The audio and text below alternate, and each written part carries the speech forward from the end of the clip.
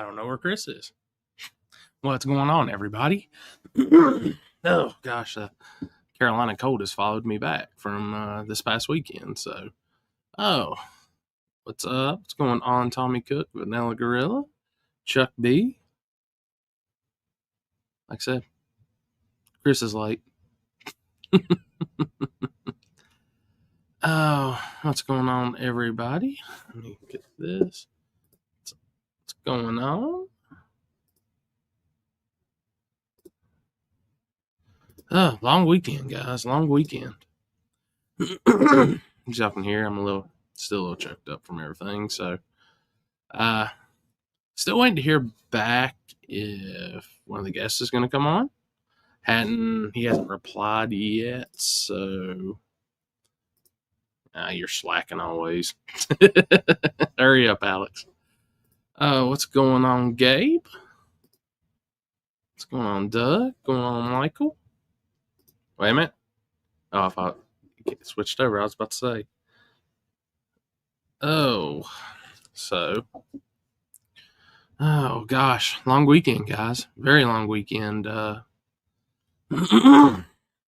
So, James, I see you saying this is a crazy YouTube screen. So YouTube offers two options now. It can either be portrait, which is we're like, yay, or you got horizontal, which is our normal. I think you can get them to, you go back in the menu and like you log out of the portrait and you go on to the other one. So I'm going to address that here in a second because that's as false as it gets. Didn't have nothing to do with that, guys. So, no, Canadian Alex wasn't there. Oh, what's going on, Big Frankie? What's up, buddy? Some people like the portrait screen over the horizontal. It's an option that's got no, guys, AI on those. A lot of people are liking that, and it's obviously doing good on YouTube. So I just put in both options. I think Chris does it too. So if you're watching on my page or Chris's page, you got the option to go vertical or horizontal. So wait a minute, Chris Lane, is he logged in? Wait a minute, back and forth.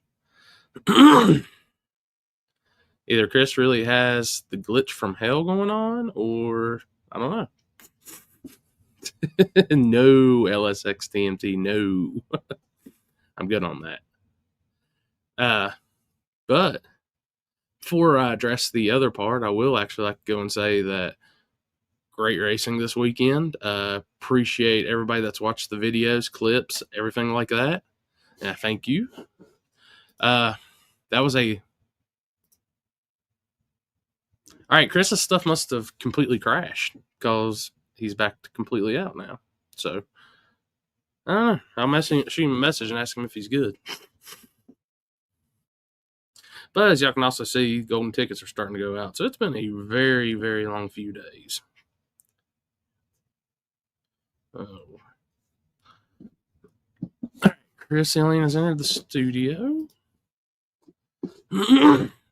Good seeing y'all too, man. Like I was looking for that 8th Mile wheel stand. I had that camera ready on that one, buddy. Oh.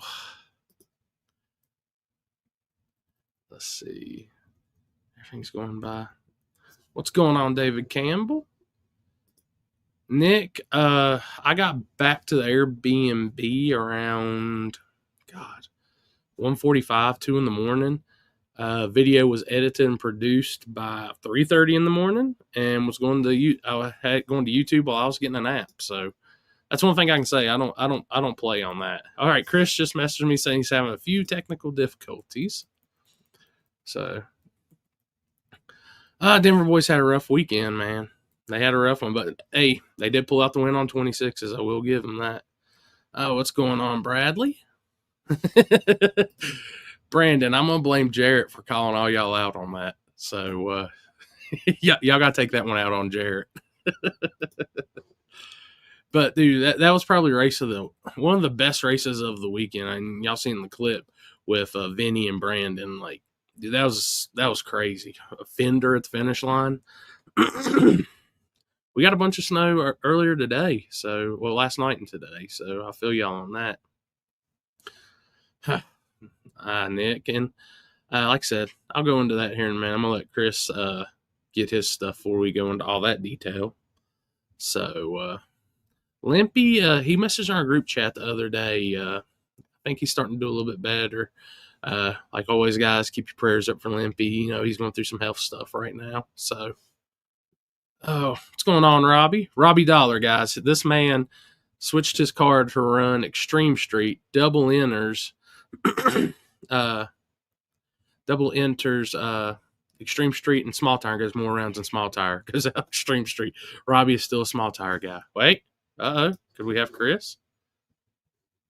Oh, I'm gonna tell you that the technology in Ohio must be all to hell tonight. Yeah, that sucked that we didn't get to see the Joe Smo Vinny final. I think that was gonna be a hell of a race.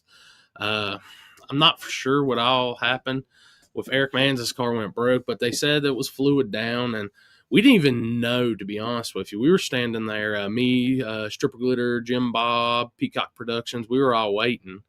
And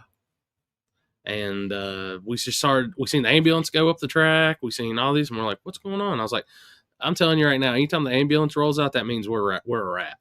So one of the guys was coming by on the golf cart, and we flagged them down to see what was up, and they said they'd split the final.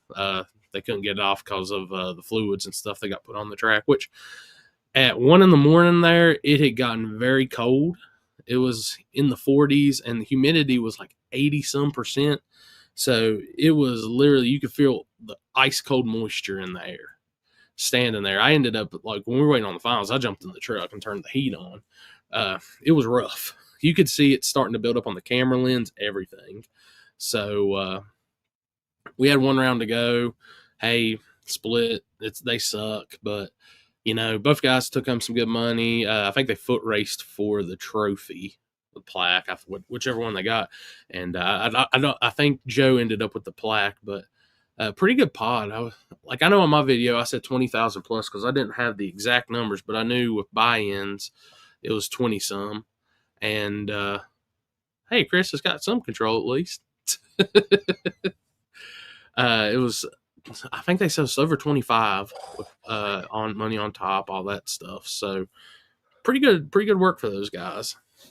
Yeah, I'm gonna tell you, Vanilla Grill, if it comes down to me ever having a foot race for something, you just go ahead and have the plaque. I'm good. Oh wait, there he is. Oh boy. I'm going to turn my volume up here a little quiet on my end, but I know why. All right, you should be good on my end now. How about now? Yeah, well, I forgot I had it turned down like low where I was editing downstairs and everybody was upstairs asleep. So, all right. Well, there's about to be some shit that's about to go down here in about 10 minutes. So, if you haven't gotten a snack and gotten a drink, you probably should. What type of shit? Oh, you're gonna. I mean, it has to deal with this whole live feed deal. Well, so go ahead and just tell my end of it. Go for it. So, let's go back to July. So I did the live feed for Dig or Die, and then afterwards, you know, they got with me and let me know there possibly wouldn't be no live feeding for the December race. Which, hey, it's okay, guys. I'm a little mad about it. Not the happiest, but it is what it is. I'll take it with a grain of salt. So goes on, time progresses. You know, we were told no live feeds. The event, that's cool. So I go to the event. I'm doing my normal thing, which I had already had a plan. I already knew what I was going to do. My coverage videos. I had I was going to do some pictures. I bought the stuff to where I could do the quick clips, have my internet there so I could still upload it. My plan was great. So we get there, going through. There is no other camera set there for live feed, nothing like that. So very awesome that they stood on business like that. If it's good for one, good for all. So I'm filming throughout the day, and people are telling me, Yeah, that's correct, Robbie, because I originally was supposed to be in at a radio deal, but with the reschedule, it allowed me to be able to be there.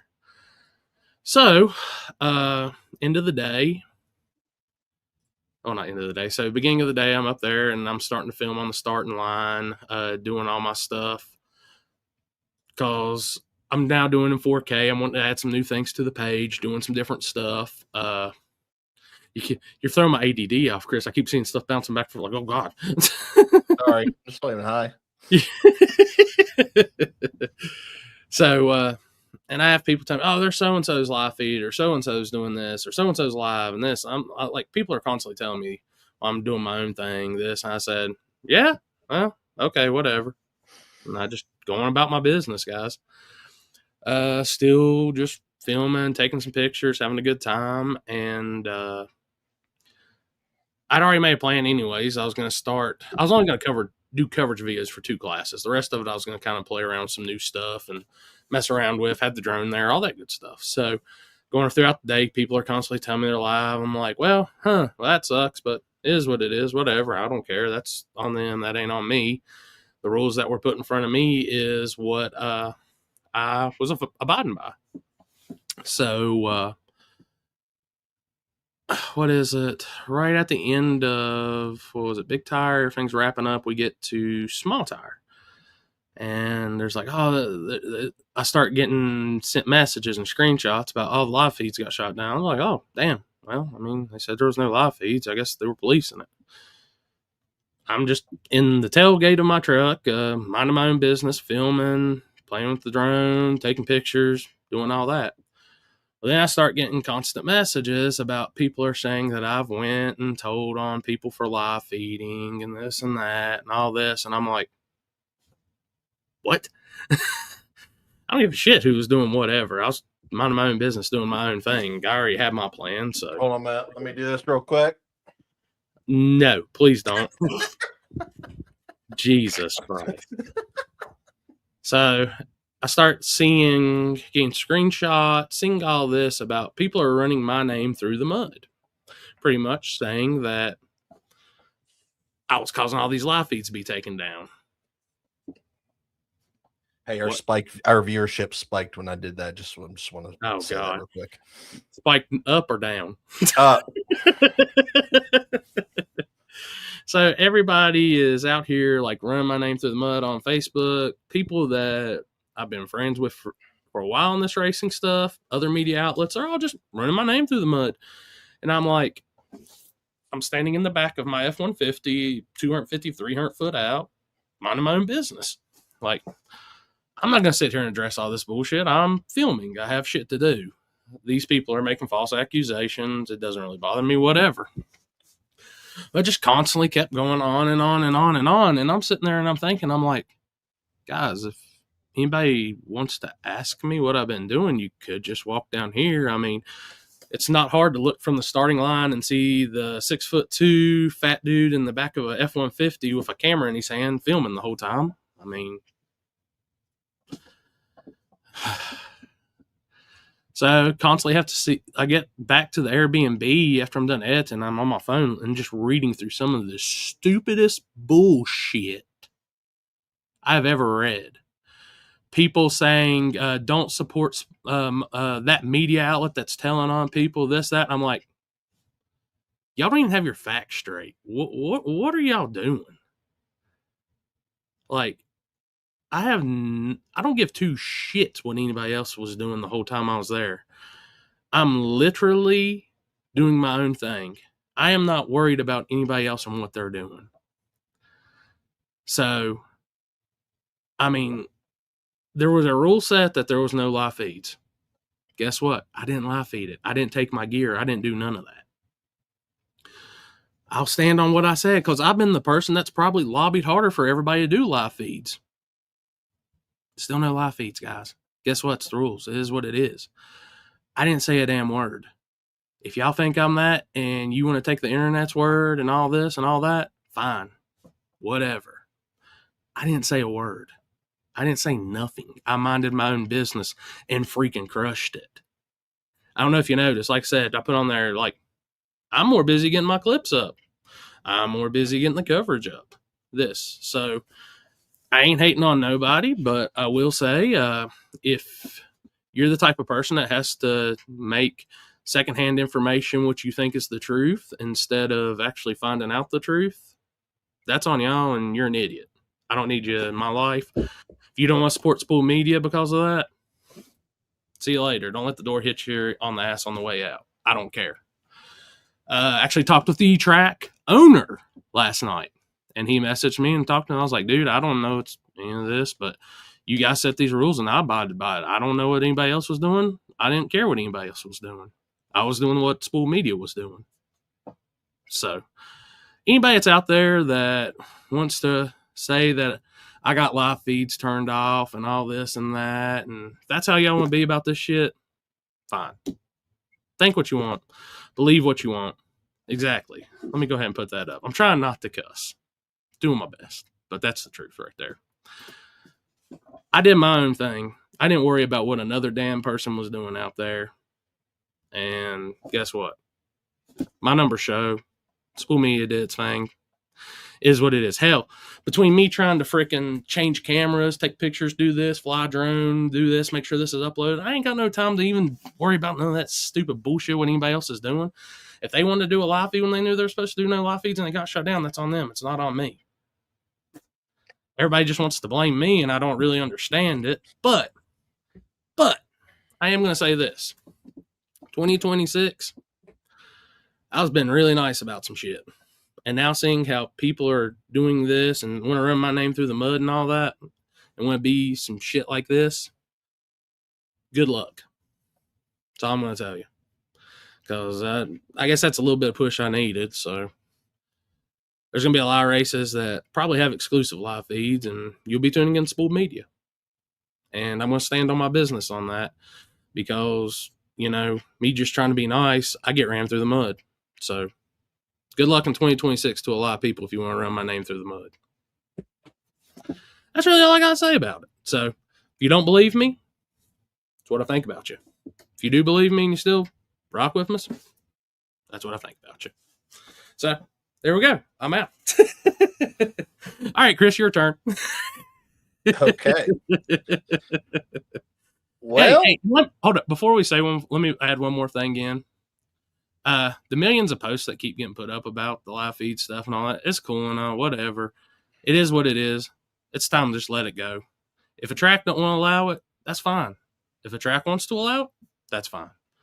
If I'm at one and they don't allow it, I'm going to still get this shit up to y'all anyways, because y'all seen as soon as the pass was over, I pretty much had the clip up. And if anybody knows what they're doing, all you got to do is order some shit and be able to do it just like I did it. Hey, if they allow live feed, guess what?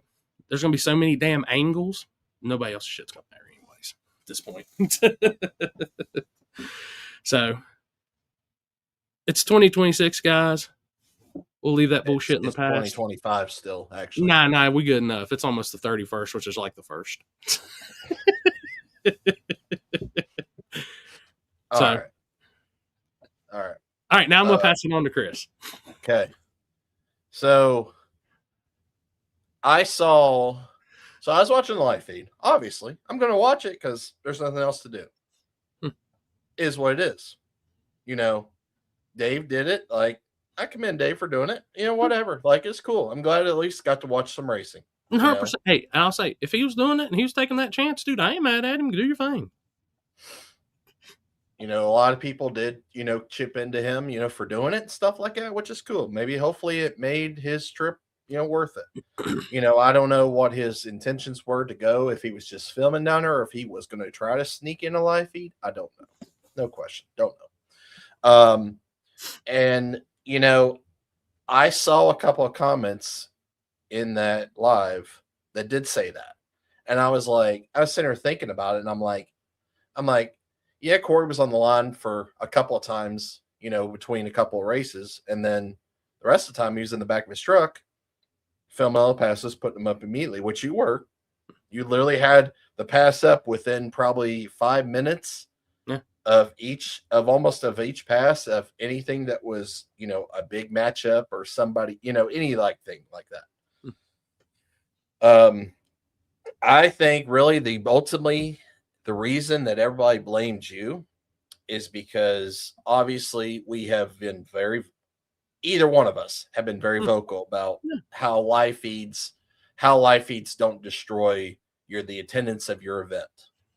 Basically, I've said it. I made a post that same day, right after the live feed got shut down. I said the exact same thing that I said Tuesday on the table. I still stand on that.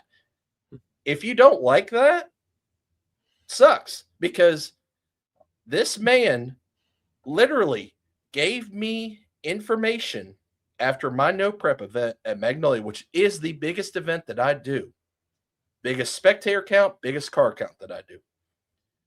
I keep track of who comes through the gate, how many people come through the gate on a yearly basis. It all lines up every year. Do I see downs and ups and downs? Absolutely. Depending on the weekends of races, you're going to have that between sporting events. Obviously that area is big into football. That's football season. If there's a Friday night football game, majority of my locals are all going to be probably at that football game because it's right there in Magnolia, and Sandy Valley is a huge football team in that area. He can pull down the data to tell you between the percentage of who and from what city people are watching from. I think it was, I'm trying to think here. I think out of 100% of the people watching the live feed, 10% of the people was watching from Columbus. Columbus was obviously I have Cleveland and Columbus between me. Cleveland's 45 minutes north of me. Columbus is 2 hours south of me. Columbus had 10% of that majority of the live feed that was watching my race. So 10% of 100%.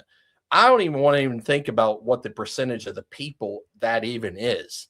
I mean, it has to be an extremely small percentage. If it's like 100 people, whoop-de-doo. That doesn't. If I'm losing 100 people local watching my race, like that's nothing. That's really that's nothing to be extremely upset over. And unless you are really that concerned about losing 100 people entering the gate at your race on top of the people that's already there where your numbers are already the same, like it shouldn't matter to you unless you're really, really itching for that extra dollar. But that's just my percentage. But then you look at that extra 90% of the people that are watching from across the country and even in the world. If you put on a good event, people are going to come. Simple, 100% physics.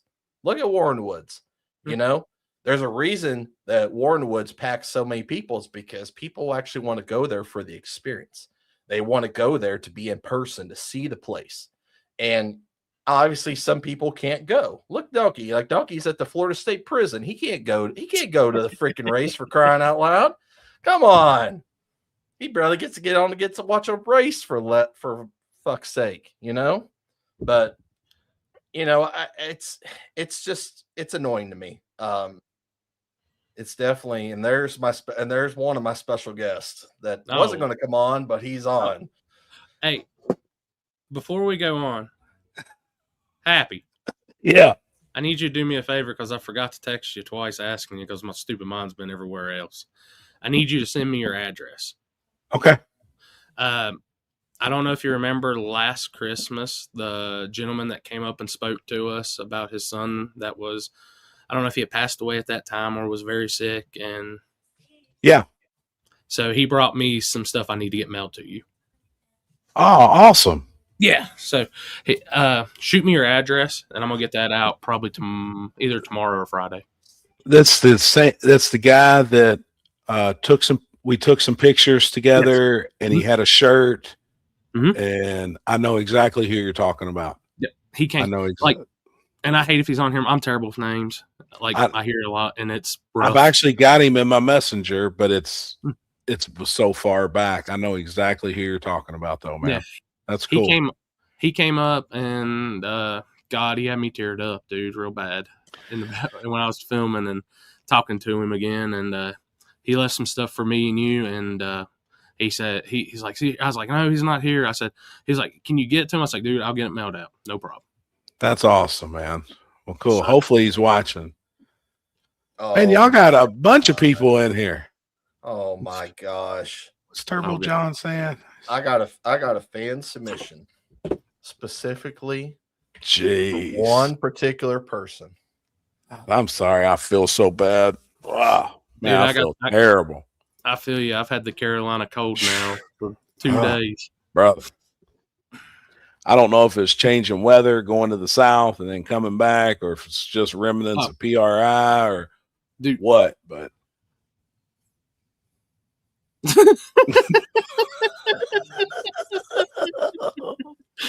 how y'all gonna do Ken Hensel like that? I mean, damn, I know he's shorter and he's my buddy. Why are you gonna do it, make him look like Master Splinter? what's up, everybody? I see all the comments, you all, man. Appreciate it. So, what have y'all gone over so far? What have y'all talked about? I was just bullshitting, and then we started talking about how everybody said I was out telling people to get their live feed shut down and all this when I'm just in the back of an F-150 elevated doing this with my camera, trying to get clips up. I get a phone call. It's probably been 25 minutes now. And as soon as I look down my phone, it says Tom Gunner. And I'm like, what's this squirrel doing tonight? Well, he's like, hold on. As soon as I answer the phone, I'm on a 3-way with him in Poland. There's Poland in the comments now. So he's like, hold on. I don't know what really happened. I was down, video going live. I was never told not to. I did until he walked up to me and asked me. Problem with Corey. That they had a problem with Corey spooled. That's what was said. I didn't know there was no live feeds. I love your channel and would never run a fellow media through the mud. I hope all this live nonsense stuff goes away. Dude, that's crazy. So Poland, as he's saying right now, we need answers. Live feed. I mean, sorry. I guess the guy from Roku called them and was on the dinger because Poland's post yesterday. Poland made a post, and we could probably even post it to see it, but it's pretty long. But this is where it stems from. So, dude was bent out of shape over this post. Well, Poland has got some questions to ask him. And then they was like, hey, here's this guy's phone number, call him. Well, I just literally got off the phone with this guy, and on the dinger, he was. He's like a rotary at World Cup. This dude's wide open. I don't know him from nobody, but he thought I was Poland. So he's like, why are you telling people this, this, and this? And I'm like, hey, my name's Happy. Like, I'm not Michael Poland. I don't know what's going on. I have no idea. And he's like, all I want to do is clear my name. I want to clear my name. I want to come on there. I want to talk. I guess Poland's got questions for him. And I was like, Poland's like, hey, I want to come on the show tonight and get dude on there and let's air it out on live. I can put it this way. That old dude ain't never coming on nothing I got anything to do with since the last time we go a few years back when he was stealing all. I don't know him. Off of YouTube to put on his Roku app and then threatened me, Kyle from 1320, and a bunch of others with a lawsuit because we were calling him out on our content. Yeah. Holy, see, I don't know none of. Yeah. I don't know this dude. Yeah. Like, I had no idea. Never spoke to him. I wouldn't be able to pick him out of a lineup. Me, 1320, Free Life. He stole Ken's stuff. Was ripping all the stuff off of YouTube and putting it on a Roku app. Of stuff that you filmed. Yeah. And 1320 filmed. Yeah. Stuff that Ken filmed, stuff that Free Life Films had filmed, stuff, and putting on our Roku app. And we had to go through and get that shit shut down. And when we all approached him about it, he started shooting us with he'll sue us. Really? Yeah, so that dude ain't never Holy gonna. shit! Yeah, I don't know, and I've always made that very vocal. See, I don't know that. Like, Mm-hmm. I didn't know nothing of this dude. He's And like, now he's man, doing all that live feed stuff. So I see Q. and the funny thing is, the whole time I've ever been, like when I've did my live feeds and stuff at Dig or Die, I've always been very professional. I Yeah. haven't just do my thing and go on. And yeah, it was Eric, and just did my thing. was it the same guy who stole footage from And filming? it's like, too? What, hey, street racing filming? dude, I don't know what the extent. I just remember my stuff. Like, I can go back and find the post. It's one of our camera groups. It'll take me a little bit to find though, because that's digging. No shit. But nah, I mean, I just don't. I always get there on Thursday. I'd set my stuff up. Yeah. Don't bother nobody. Just going on about my business. And I'd come back and he would have his shit just on top of mine. And I'm like, wow, good job. Same dude. Yeah.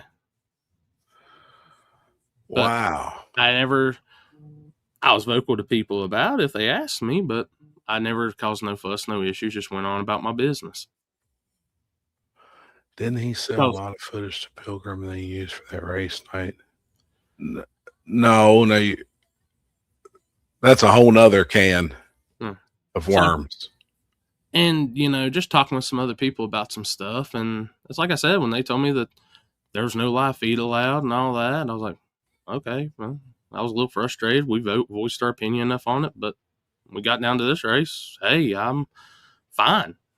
Right. I can do my own thing. I'm not just one dimensional here. I'm great with the camera. I'm great with uploading stuff real quick. I've got this covered. Screw that, Kenson. He can have it. I ain't foot racing nobody. Well, I just got an interesting message. And I'm going to send this to you first before I say anything. Send it to me too. I'm going to send in the group chat. Bring Poland on for a minute. He's wide open too. They called me. I'm sitting there in the recliner. I'm like, man, I'm sick. It's like, no, we've got to get to the bottom of this stuff tonight. Like, we got to. Jarrett, to answer your question earlier about no live feeds, giving me more views on the coverage video, honestly, it's all about the same. Yeah. Let's see. Oh shit. I mean, it's like I said, the whole deal is at the end of the day, like before you come back, like, did you send something? Or I got my phone on. How do you get an invite to the table? You want to come on too? Look at this one. I need an invite. Oh boy. Oh, Chris. Hold on, I gotta see. Chris. Yo. No, I already know everything on that. Oh, okay. Oh, okay. All right. No. Okay, good deal. Never mind. False alarm. Oh, okay. Well, one Alex came in and Alex went right back out. But nah, that's the one that we had all that trouble with back in the day, and now he's doing that. So. See, I didn't know. Like, I didn't know anything. I don't even know this dude. No, dude, I've been to Rockingham multiple times this year, and like, he's been there, and hey, if he's live feeding, he thinks he's good at live feeding, that's cool. But I mean, and this is my product always speaks for itself. So. Right. Has anybody ever said his name? Like on here? No. I don't think so. I got you, Poland. Hang on a sec. It is Brian, though, right? I'm guessing that's still the name on it. I just know the name of the pages now at this point. He's an older person, Yeah. real New York accent. That's who I was just on the phone with. Didn't the guy just sign on NC Promoter? See, I don't know none of that. I'm out of that loop when it comes to the media stuff. I don't keep up with enough of it anymore.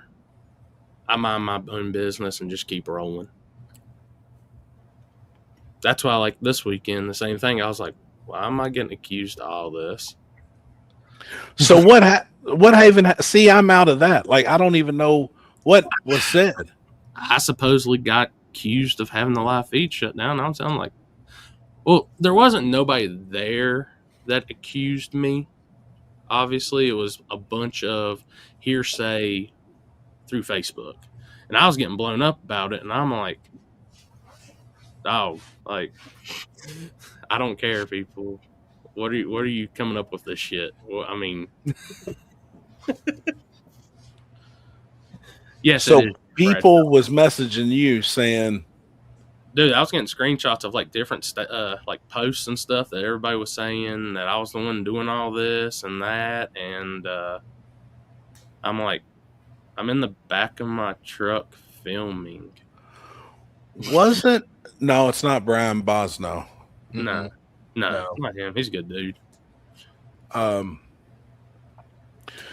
So where's all that?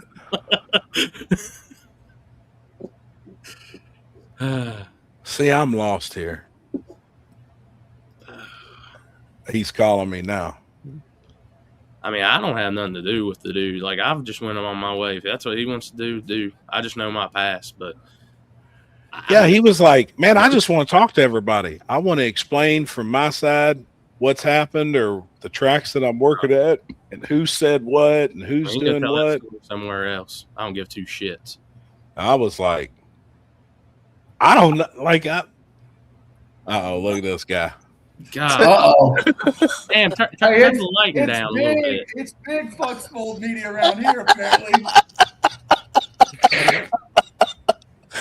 What in the hell? So what all have y'all stirred up? What does this dude call you and say, Poland? Hey, I haven't actually talked to him. He called. Well, I just did. He called and motherfucked Jimmy Dale, and then Jimmy Dale called me and said, "Yo, homeboy was yelling at me, saying he'll go on a live feed that the promoter shut him down and blah, or that the promoter." Because Jimmy Dale asked a valid question. He said, "So who shut down the live feeds?" And he said, "The promoters." And we're like, So we just need answers. Who shut down the live feeds? Was it? I mean, I'll be straight up with everybody. If that was their call to shut it down, that's their call to make. And like I said, hell, I'll move on. I'm fine. I'll figure some other way out.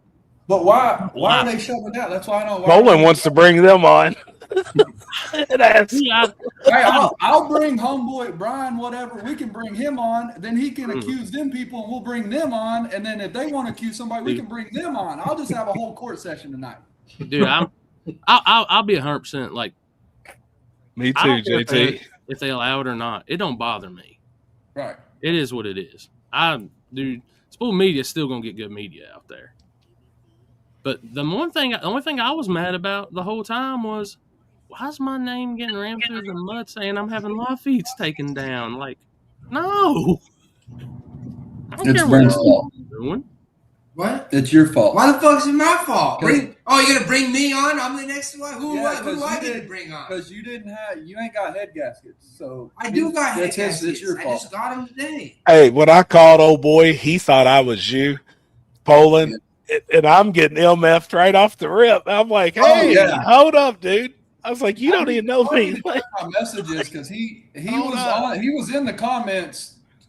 So is he a good dude or is he not a good dude? Every comment I've seen is negative. I haven't seen one positive comment about this dude. Just saying. And I don't even go like I don't even know what to look at. Y'all had me scared because they said his name was Brian, and I thought it was that Brian Basson dude. And I just started working with that guy, and I was like, "Oh shit, I thought that guy was cool." Brian. No, he's cool. There you go. Yeah. Prince. So What was it? Brian Prince. Prince.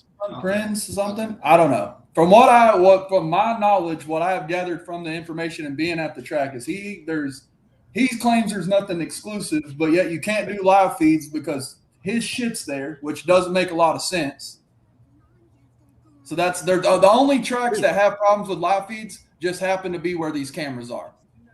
Being devil's advocate here, but apparently there is an exclusive deal done with some of the tracks, and you can't live feed as long as there's an event going on because they charge whatever it is, $29.99, $49.99, whatever. For Roku. For their services. They push everybody to that services. Yeah, you ain't ever lied. You ain't ever lied. Yeah, and then what if my checking takes 7 to 10 days and I ain't gonna have a check deposited? Can I still get their app or what? Bro, I don't. You actually know It's gonna take 7 to 10 days for the charge to clear in my checking account. I'm gonna have to transfer it from my savings to my checking. I bet you won't buy it right now and charge back. I bet. Stupid. Hey, See, I didn't even look at this dude. all I know is I can just say Okay, this. so hold on. I heard something about this. He was also accused, or he was found guilty already. He is a convicted felon when it comes to stealing content and using it for our own use. Yes or no? I heard that. I just need confirmation. Dude, that happened a long time ago. Okay, Like, so almost like 4 years ago, 5 years ago. so he's got. Oh Jesus Christ! Now Man, the whole court's in session. It's Not not the same. We done got the plaintiffs.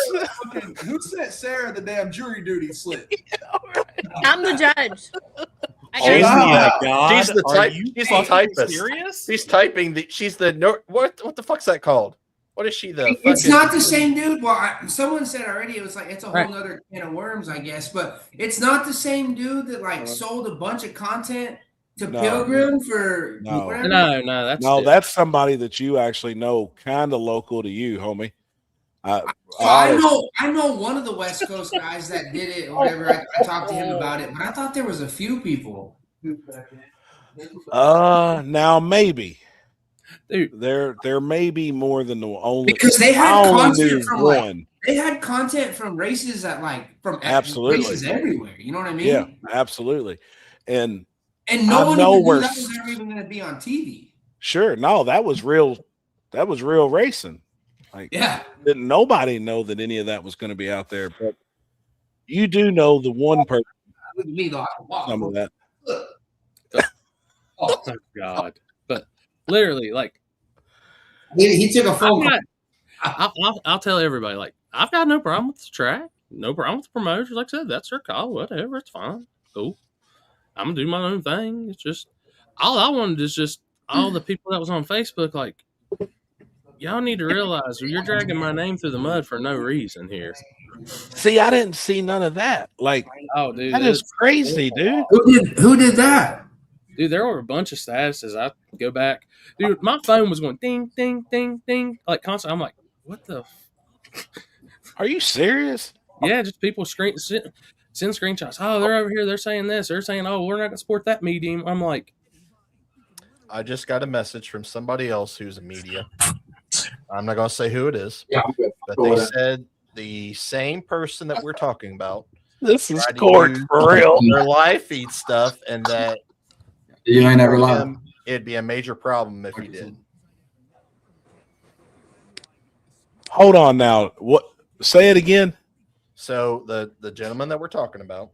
Yep. Apparently, Brian tried to use. We need to use his real name.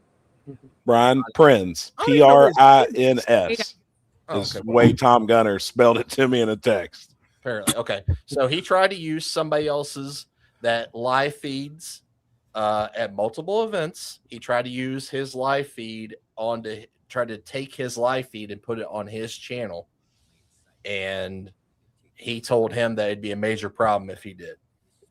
You know what? I just want all the media people, when we get there, an hour before, y'all got to meet on the starting line. And the last five standing is guess who gets the live feed. Y'all just got to fight it out at this point. Hey, let me put it this way. Normally, might be a little bit mad, but it got so cold once that sun went down. I was like, thank God I ain't got to tear all that bullshit down. You could say like you have to have your equipment and fight, and you can't drop your equipment, otherwise you're disqualified. But then all the iPhone media guys would win. Yeah, I'm fucked on that point. Yeah, it's just not fair at that point at all. So the post you made yesterday, Poland, what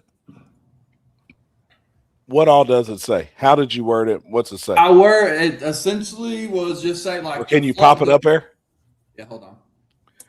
I had Chris it. had it up, but I couldn't see it and read it. Here, I'll put it back up. Caveman Garage, like I can literally tell you, I've never got into it with the promoters. I've never got into it with the track or nobody. Like there was a significant discrepancy this weekend regarding live feeds being shut down.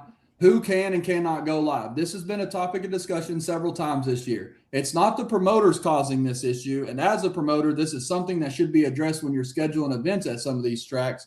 There are individuals out here running a complete Ponzi scheme, convincing tracks to grant exclusive rights to live feed that supposedly will generate money, claiming Facebook, YouTube, social media are things of the past. The crazy part is the tracks are making these agreements knowing damn well they ain't even watched these whatever you want to call them, channels themselves. Media and live feeds are promotional tools for your event, and if you think they hurt more than help, you are part of the problem. You're looking at a short-term strategy, trying to cash in on that one event by not allowing a live feed. The long-term approach should be allow live feeds, put on a great show so people see it and they want to come back or come to the next event.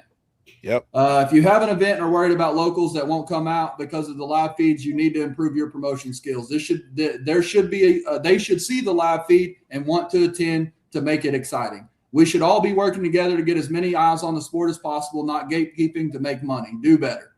And then I said, this is not about Flow or Freedom Plus. Those companies provide a professional level production, and 99% of the consumers have no issues paying $20 to $40. And at the bigger events, you don't have that many people doing live feed. Like Corey, if you at Christmas tree race, would you have been live if they had let you go live? Honestly, no. He would have just filmed the content that he was going to film there anyways. Any of those bigger events, any of the media people, they're filming for an actual video to release and put out. They're not worried about the live feed. And that's what, like the Flow and stuff, I think that's why a lot of people don't have an issue with Flow or Freedom or any of these production level deals because, I mean, you see it all the time. People screen record their shit and they're not getting sued or anything for that. Like Flow just doesn't want you to record the day of type deal. But the problem is there's motherfuckers that are self-tapping a camera to the side of a tower. It's pointing at the track and they're like, no live feeds, but you got to watch this camera and you got to pay $40 a month to do it. Yep. Some of them are. See, Mike Gunner said Rockingham Dragway said it wasn't them. So if it's not the track, Brian Prine says it's the promoter. The track says it's not them. The promoter said it wasn't them. Somebody's fucking lying. Somebody's lying. Somebody lying. And I agree 100%. I think the live feeds do nothing but bring in positive vibes to make people want to get off the couch and attend that event in a future time. When they're done right and they're professional, and then the events that we can't get to all of ourselves, even though we travel every weekend and we're somewhere, we are at home watching every single one of those events. So like I was scrambling the other night trying to find somebody's phone, standing on the start line, pirating Dig or Die. We all was, you know what I mean? But as a group, I think it was whoever said that there's no live feeds there. I think that's bullshit. They could have done it another way if they felt like the event is to the mass of events to have a pay-per-view. Well, then have a legitimate pay-per-view.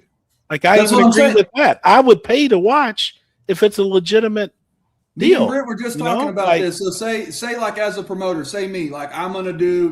My next race is the US Street stuff coming up, right? Yep. Say at US Street, I said we're not gonna allow live feeds, but Spooled Media and Tickle Fits are going to be, and I pay those two guys to set up cameras all the way down the track like they're normal shit. That you get all the angles, and we're going to charge y'all $9.99 or $5.99, whatever it is for this event.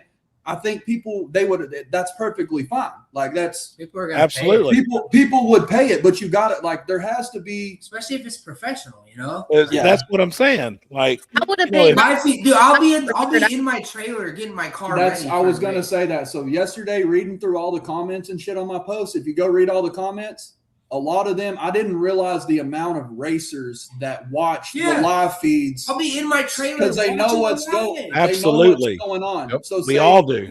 Say Small Tires behind 6-0.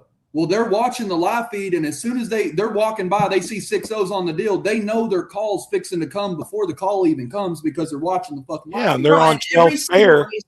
Every race I've been to for the last couple of weeks, whatever. I mean, when my car's not a pile of crap, or when I was racing the vet, all of my family, my grandma, my mom, my kids all live in Arizona now. Literally, every one of them is texting me saying, "Hey, let me know so I can watch the live. Let me know, Absolutely. let me know the live so I can watch." You know, so Yeah, Absolutely. Cameron Law said, "What does that do for the track?" Well, if the media people or the promoter or whoever's coming in is paying you money at the gate, that's what they did for the track. They also just brought you free set of eyes to how many ever people in your, like, even at your area and away from you.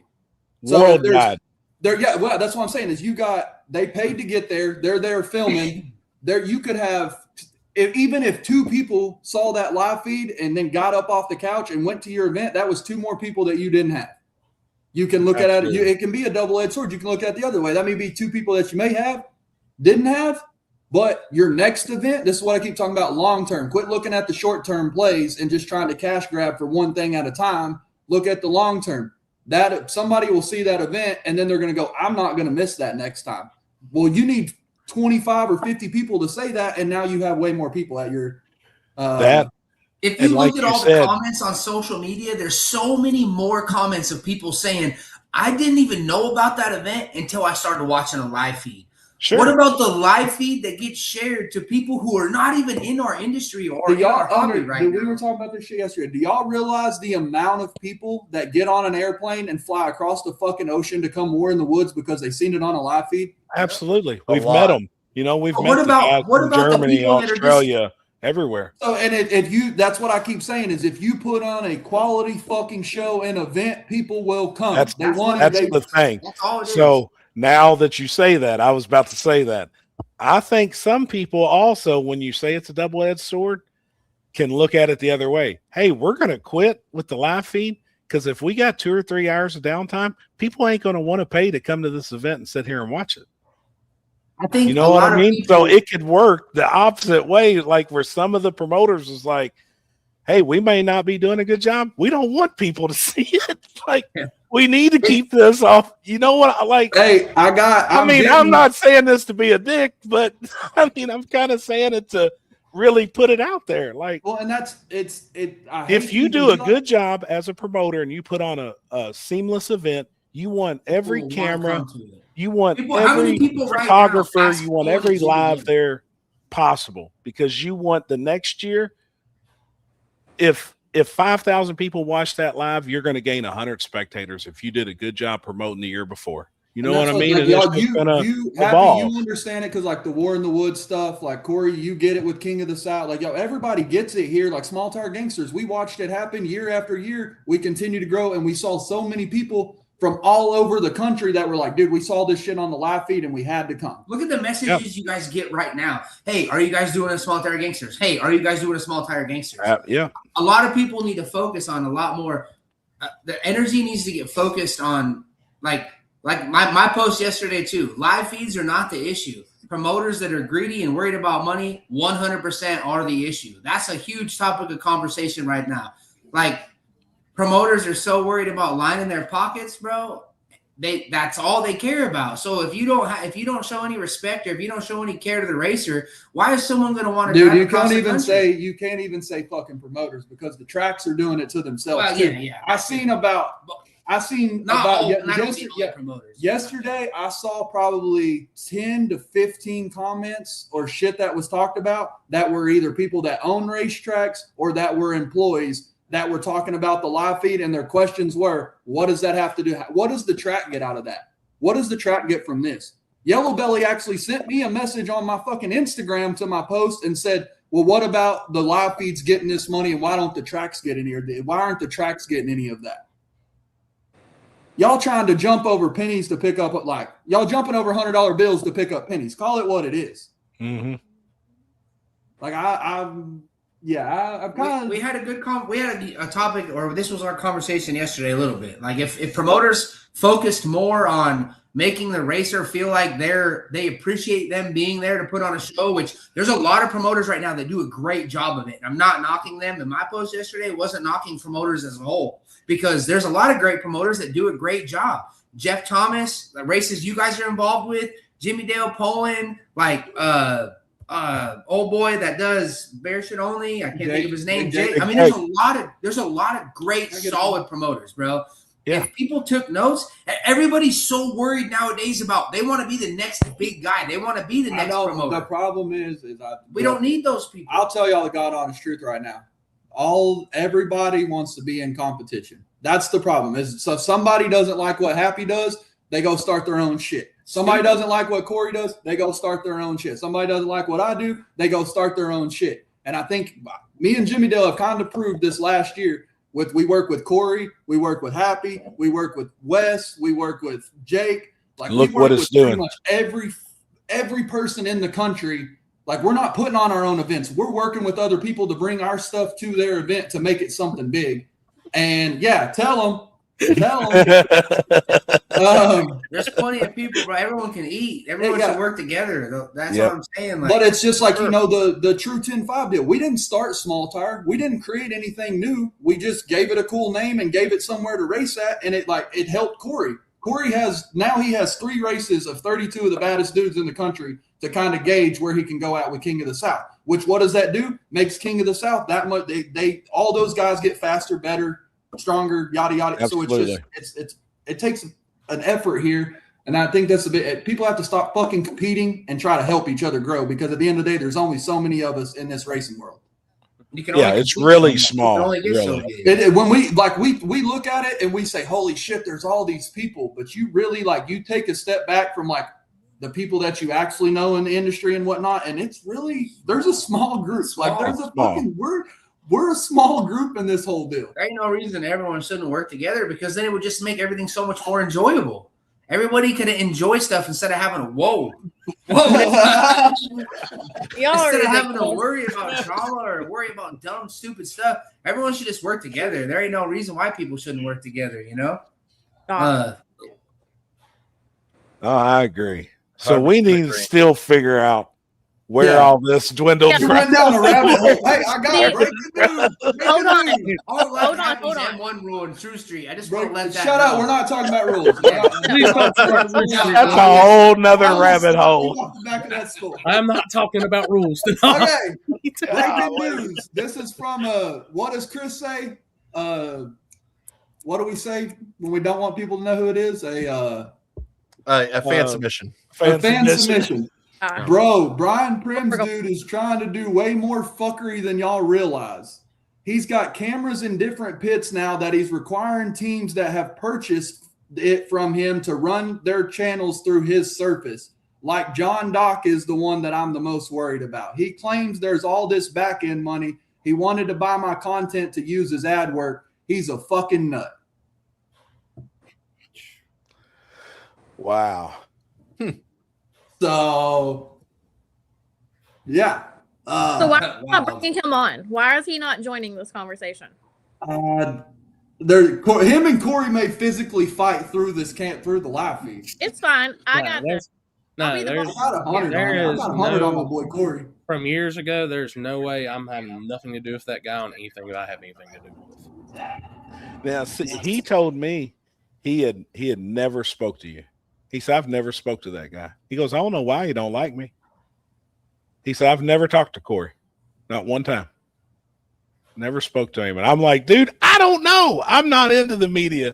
I promote events. I told him on the phone. I'm like, I'm not polling. I don't know you.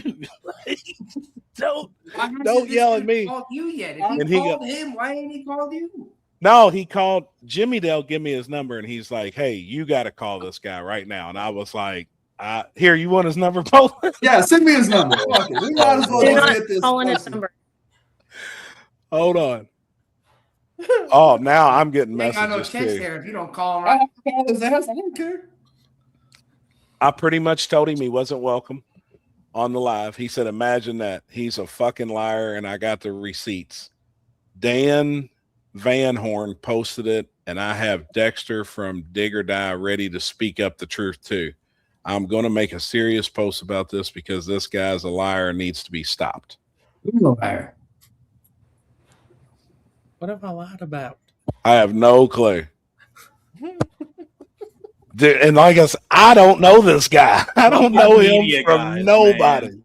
Hey, I like I said. This is what happens when I mind my own business. I just He said, "Well, you're gonna call him. He'll tell us who it is. Call.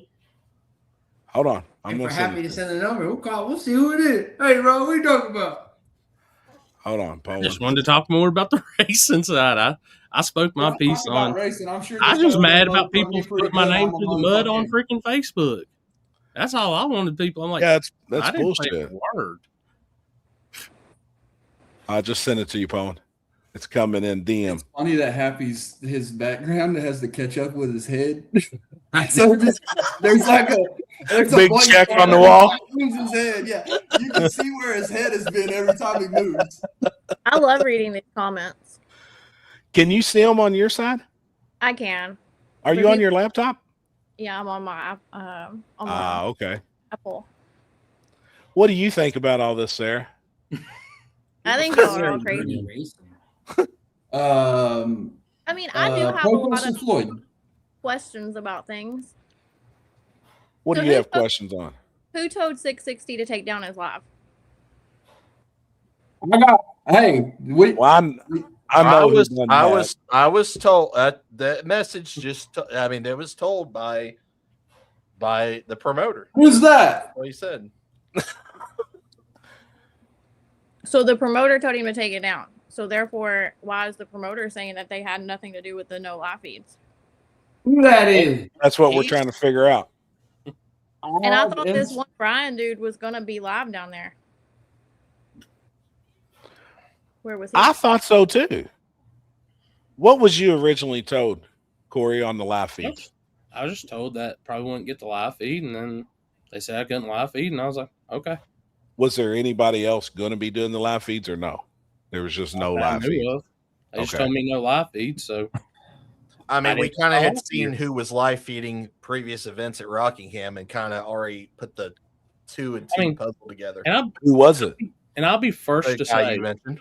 if there was a deal or something like that, that's whatever. I'm just gonna go do Sure. my thing. I don't care. Yeah, you Like, still show up media, do your media thing, and go on with it. I was filming that event way before I was lugging around a shit ton of stands and Live extra feed. cameras and all Right. that. But dude, it's like I said, I ain't mad at the promoters. I ain't Is mad. Poland on the phone with him? I ain't mad at nobody. That's just the rule. That's the rule. I talked with the track last night. I've talked with the promoters. Alex, did you see that? I just wanted to get my stuff up and do what I was doing. What's it I say? have my contacts in. What are you saying? There's a comment. I'm There, on the phone with Tom. Hold on. How comfortable is the passenger? There ain't no passenger seat on there. I was just like, wow, when I was getting messages and screenshots and all this saying I was the person that got like Dave's stuff taken down. I'm like, guys, I'm just filming the race. That is crazy. Dude, the people sending you the messages like that though, are they somebody in No, our those are people that were industry? posting stuff on Facebook that was sending me stuff like, you see all this? I'm like, Jesus. It's What's friends, insane? all that. They were just seeing stuff pop up. I was told to shut down before Small Tire, that they don't do lives because they had a problem with Corey from Spooled Media, and just sent Shit, Kenton. I didn't have time to even look at my phone. guy to Chris and Poland. Yeah, we know who that is, Dave. Like, I mean, he's always been super cool. It's like I said, if somebody wanted to go live there after they said no live feeds, I didn't care. That's on them. That's not on me. I'm Right. Human. I was just, dude. I was already done. Probably bugged Devin from Dirty Dollars enough. Asked some questions about. All right, when I do this, I do this. I'm going up here to do this. I've got this on this. Like, I was more concerned about trying to make cool cinematic shit and things like that. Sure. No Prep Outlaw Mafia. I was told no live feed, but could upload after each round, but couldn't go to the rescheduled race due to this past weekend. Oh, okay. Yeah, I mean, I think it was put out there, no live feeds. Yeah, I mean, but that's what it is. I mean, I'm not going to sit there and argue with nobody about it. It's the same if I go to South Georgia, the Christmas tree race, any of that. It's just, okay, I can't do it live. You already know going in. Like, and you do. Yeah, I knew I couldn't be live. I didn't care. You're bringing a camera. Shit. Right. And what it was like, and I'm going to say, it was just one of those, I was like, hey, if there's going to be just no lives and that's the thing, I mean, as long as everybody, that's cool, whatever. Don't bother me. Yeah, your guess is better than mine. That's what happened, and that's what was said, and who said it. So maybe get that guy on live that I sent a picture of. I mean, I'm just going to say, if that was them, they were just enforcing at that point. Are y'all right? It was their rule. Yeah, it's their rule. I mean, you can't. I mean, what was the way I said? I was like, it's like going to the X275 and you bring a car for 118 instead of a 9488 they allow now. They're not going to let you run. Somebody sure. I mean, well, it's no different than what we're going to have to listen to in a minute from Brent Alberry, and he's going to mention methanol in True Streets. Oh boy, he's going to bust my bubble. I'm like, damn. It's a rule. I mean, it's like, and I'll be the first to tell y'all, the views I did off my clips that I was uploading in comparison to what I would normally do on live on Facebook, dude, it was way bigger numbers. I wasn't even mad. Right. I was happy. I was told no live feeds by one of the promoters. He also said he didn't agree with that rule, and is one of the reasons why they are breaking up as a promoter team. Well, all right. What? So now what have you come up with, Pollens? I got like 4 messages, and they're all saying that the Dig or Die promoters are saying that they had a problem with Corey and they don't allow lives anymore. So Corey, is there a problem with Dig or Die? Was there an issue? Dude, I put me. Ken said, no, in the past. I'm not asking for this. No, I mean, we're all good. I've never had any problems with anybody. And I can even tell you this firsthand with working with Corey there and doing the live feeds. Like, those guys are usually good as gold to me on that stuff. But awesome to us. And actually walking down and thinking, so that really does kind of blow me away. Because, I mean, I've been there firsthand with Corey. My boy Dave, I was watching his live feed when it got shut down, right? And I've got, like, he said he's one of the ones that said it. He even said it in one of the comments. Like, he was told by the promoters when he got shut down that they've had an issue with spoiled media and they do not allow live feeds anymore. It's hard. Dude, I'm telling you, years previous being there with Corey. Yeah. Dude, I mean, them dudes were grateful. Yeah. I'll put it this way. Like I said, even the track owner, I mean, he's always been cool. Like, he came over and we interviewed him that time, remember? Yep. Like, dude, they've always been fine with me. Yeah. I mean, who's that dude that you got a picture of? Can we bring the promoter in? What's that promoter's name? I'm always, that ain't Kenson. Okay, because the ones that I really know is Eric and Zenford. Yep. There's actually 4. There's actually 4 total. Now, see, I didn't even know that. On Kenson, Zenford, and Eric. Man, Jerry Springer ain't on no more, and I'm Jerry Springer racing right now. I just want to know who's lying. Man. You got the microphone right now, walking down the aisle. Like, I can see. Lying, man. Because I figured out a bunch of people say "fuck the Brian dude," and I get it. Whatever, that's fine. But did you call him? No, I haven't because call him. I want to. I want to see your reaction while we're on the live. You can mute Paulie it, put him but on speaker. call him. Put him Bro, on speaker. he is going to be at 12,000. I mean, he's like a rotary. Ding, ding, ding, ding, ding, ding. I mean, I'll put it this way. I mean, even at the end of the day, I'm still going back to those events when I can filming. I mean, even if there's your no live job. anything, I'm fine What you with it. do? Like, Dude, I was tickled shitless more being in the back of the F-150 having a view above everybody. Dude, I was then stoked. against the wall, nervous half the time, Way better. Way getting eyes filled full of dust and dirt and rubber and methanol. Like, I don't blame you. I mean, hell, and like I said, He's on the phone. looking at the numbers, I was happier with the damn uploads. I want to give Poland laughing. He's into it. He ain't gonna hear nothing. No, me and Jimmy Dale are just arguing about stupid shit. He over here yelling, hey, Jimmy ain't shit, y'all. We already know that. Hey, go back to the promoter of the race. Can we get the promoter of the race on here? Hey, Bubba Phillips said I just tagged them all. I just want somebody to answer. I don't want to start no bullshit. I just want the promote that people are saying the promoter got. Oh, you want to start bullshit? That's why y'all called me tonight. Got me out of my chair, man. Because somebody's lying. Soup. Somebody's lying. Somebody lying. Why you always lying? Hey, but like Corey said, there ain't no beef. There ain't nothing with the promoters. Everybody's saying the promoters shut them down because they had. Who's that picture? That's picture, the promoter. That's the guy who told you to turn it off. That's the guy who physically said turn it off. Do you and him have a good relationship, Corey? Who? What'd y'all say his name? Kenson. Dude, I'm good with all of them guys. We're all good. I wonder why he would even say that then. And wonder why they are splitting up. If it sounds it's not my business. No, and I get that, but it almost sounds like he doesn't agree with the others, and the others are for live feeds, and he's not for it. That's what I'm saying. Do we have just a disagreement amongst business partners here? Like, there's. That's what it sounds like. Who told you? Who told put the damn you? Spider meme up. I need the Spider-Man meme. Oh boy! Yeah. I need that right now.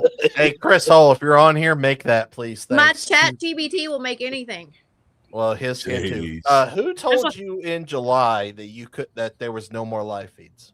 Well, I talked to Zenford at the event I was at the next weekend. He told me, I was like, "Oh, that sucks," but I told him, I'll show you all the information and stuff, and I'll show you just in case you think maybe.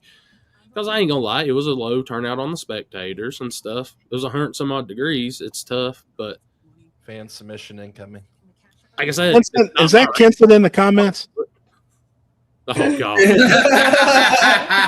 Oh my god! Is that Kenson Carter? Is he the promoter? Yes, he's one of the team. He's the one that's usually announcing. Hey, just answer. Shit, why don't we bring him on? Did the promoter shut the damn live feed down? Yes or no? Yes or no question. How do I? Poland's got questions for you, Kenson, and none of us know. Man. And I apologize for not knowing your name. I mean, I look at it this way: if he did and they had the rule, we can't be mad at him. I mean, that was 1,000%. Sure. 1,000%. That's just like Brent wanting methanol. Yes. I can't be mad at him when he wants methanol and wings. Right. Brent, just come run Extreme Street. I'll allow it. I'm just passionate because I'm this man possibly. Possibly. Oh shit! Bring him on. I'm with you, Mike Gunner. Kenson's. Tell him. He's got questions for you. I'm curious. The Roku shit is a joke. So obviously it sounds like nobody really cares for that dude. And I guess I'm just saying, that's what I'm saying. I falsely accused him, but I'm not. He's still guilty by us. You're still guilty until proven innocent. Dude, I want you to call him. Hey, make it quick. I made it quick. He was MFing me though when he thought I was you. I mean, I look at if that's it. Yes, it is, Mike. You can get it at the pump in Oklahoma. Hey, I'll put it this way. I ain't even mad about it. I was like, why is my name being so twisted with all these people online? and Bro, I pay can for make the the same world. amount of crews the E85 car can. I mean, that's what I said. I was like, if there's anybody that was there that was mad, all he had to do is come You over to said the one more F-150. I motherfucker. ain't No, got you to just tear told that me truck as that a quick. comment. I'm responsible for comments. No, anybody in here talking about methanol right now? I hope you stub your toe, you stupid. Hey, Brent, I like your methanol. It's okay. You drink methanol. I don't even have a running car. I just love that it gets Everybody that's talking about methanol, new rule, you must drink a cup of methanol before you talk about methanol. If you just We need drink, you to- like, Dude, moonshine, isn't that close Kenton, enough? we I still got questions. We I need have you to drank pop the on here. moonshine that's close enough to methanol. Ugh. Yeah, I swear I have. to. See now I feel we're getting some shakiness now. We need, yeah. We're Olin's got questions. unintentionally answering the questions here. I got somebody else that wants to come on the live too. Hang on, send them the link. Whoa, what am I trying to send here? Chris will send the link to anybody. Oh, obviously. Clearly. Yeah, Hey, my link specifically. Gotta make the money where I can here. Come on. Hey, I mean, you well. I got a girl in my bed. Jeez. But it's like I'll straight up saying, like, I've had no problem with Dave, none of that. So if they went and told him that, it was just he wasn't following the rules and they shut down. It is what it is. Right. I mean, I would expect him if Well, the match tried to go live, I'd expect him to come over and Olin. be mad at me and go turn that shit off. I mean, hold up, who was it? Yeah. Ken tried to go live. Where was it? I think it was US Street last year, and he got Altucci'd over the mic. Like he was on his ass. Right. Well, I mean, that's, It is what it is. Fuck you, man. yeah. Hell, I'm just glad I spent $9 on a card reader for my phone. It ain't I right. was thinking if you It seen ain't that. right, Mike. I never done nothing to nobody, and I don't stop nobody ever from live streaming anywhere. I actually fucking bring more people in. And when this guy fucking lies and says that I stopped him, I even called Dexter and said, what the fuck? Since it ain't busy right now, I guess, but Dexter even turned around and said, you ain't got nothing to do with that. I mean, I don't know where my name came up, but but when I found out it was this fucking guy, I guess there it is. So, Mike, it just ain't right, man. It ain't right. Like I said, I'm just going off knowledge that was based. There's several people that are claiming there's no live feeds anywhere that your cameras are at, and that's Hold on. So Dan Van Horn, hold on, watch it. Dan put that on. Okay? He put his post up. Did you read it? I haven't seen it. Go to Rockingham. What is it, Rockingham Dragway, or is it on Dan's page? Dan Van Horn posted it on your thread on that right there. He owns the track. He David put that Ray. a day and a half ago. I didn't even Wide know. open. Let's see. Wide open. I'm going to prove this to you very, very quick and easy. Okay, so give me the business. I need the cliff notes and to make my assumption. And if you're in the wrong here, I will apologize for falsely accusing you of your. At AJ Dean's at Swan Fest, I came over. I vaguely remember the conversation. Yes. Okay, so let's start with this. Set up. Don't run around. I have to be in the motorhome afterwards, unless my wife is taking care of the transitions. Right. So you can go from county to county to county. You don't run around and tell people, the track has nothing. First of all, they have nothing to do with anything the financial side of Drag Race TV. Zero. We don't offer them anything from a Roku subscription. And where that is coming out to be a complete lie too, just so you know, is we've been trying to turn around and we're changing it to the app on the phone. So this way, if you have the app, you don't even pay for Roku. And the only reason we're having a charge, dude, I put $500,000 into this company last year. Since November of last year, November 24, just before Thanksgiving till today, I have over 500,000 into this company. That includes, getting a motorhome. Hey, $50,000 motor. I totally understand that. I totally get the money aspect of it, but that's not that's kind of Ask the questions. I want you to. I'm giving you my permission right now. Please record this. Ask me the questions, and I'm going to bring you the receipts. I think you need some water first. I think you need to start. just I don't want you Glass to of wine. I don't want you to damn have a stroke or something on me over there. I'm listening. Rotary. I get it. Hey, I would be hollering and screaming myself too. I get your position that you're in. So there's no exclusive contracts with any tracks.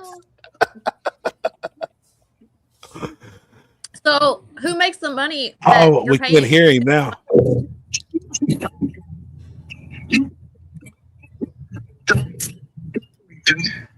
Can't hear.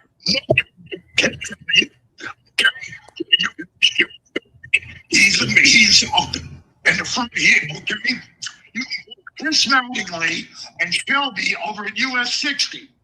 Okay. I got nothing. Matter of fact, you know who else you can ask that I know you know? Anyone is truthful with you?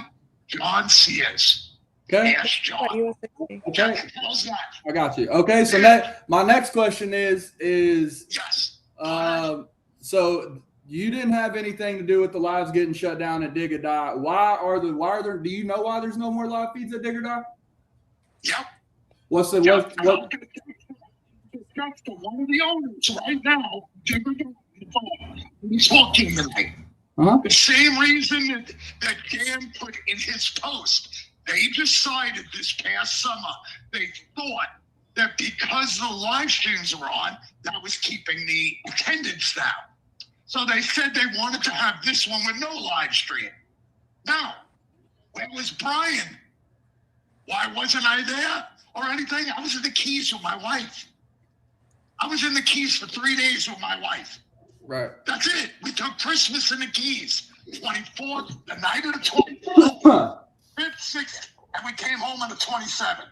So he's saying the track owner said no lives? Yeah, so the track owners and the promoters decided together that they weren't going to allow live feeds anymore. Oh, that's fine. I got Dan's number. I can fact check. Hold on 2 seconds. Give me 2 seconds, Brian. What other questions are we asking Brian, damn it? So who was making the money off the Roku? It Yeah. broke up. We couldn't hear. So the tracks don't get any money from the Roku subscription. We can't hear you. So what I guess this is my confusion on it though, is like what's the incentive for them to put the cameras up for the Roku stuff? If they don't want to allow live feeds because it's hurting attendance. And they're not making any money, And supposedly. there's one of the promoters Promoter talking commented- right now. The promoter commented on there right now and said that he's Right lying. now. They didn't say shit. They didn't have no deal or nothing. See, look right there. He said he doesn't know what him and the promoter talking about.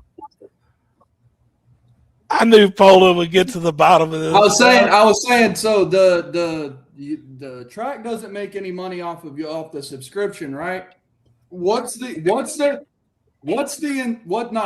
I understand how a track makes money. I get that, but okay. I'll let you talk. Actually, how does what is the incentive for the camera situation on the side of the tower? However, your live feed.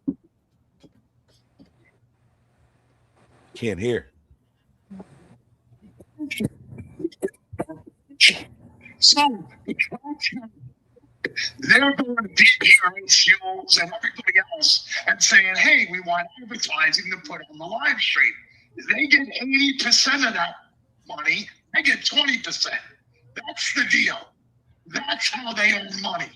But you have to build it all. Okay, and I spent the whole year and $500,000. I own a business myself. I totally get how much money and everything it takes to. I totally get that aspect. Just kind of to all those people, the businesses, hey, we've got all this built and infrastructure built. Now we would like to have your advertising. Oh, it's been around since fucking TV was invented back in black and white. When they could give a commercial, they gave it to you. I got it. Got you. Totally got it. Okay, so I guess my confusion on the whole deal is I just read a comment that the promoter just said this dude don't know what the fuck he's talking about, what the track and the promoters talked about as far as I guess no live feeds, and I'm just confused because they don't want live feeds at the race, right? But then they say that a live feed hurts your attendance, but then they allow the road.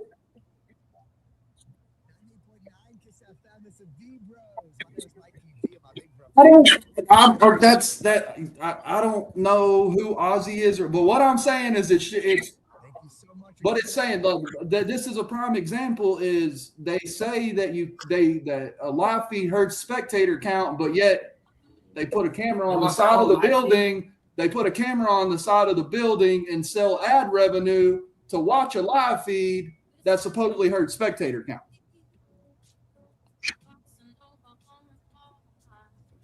I wish we could hear him. Who's playing music?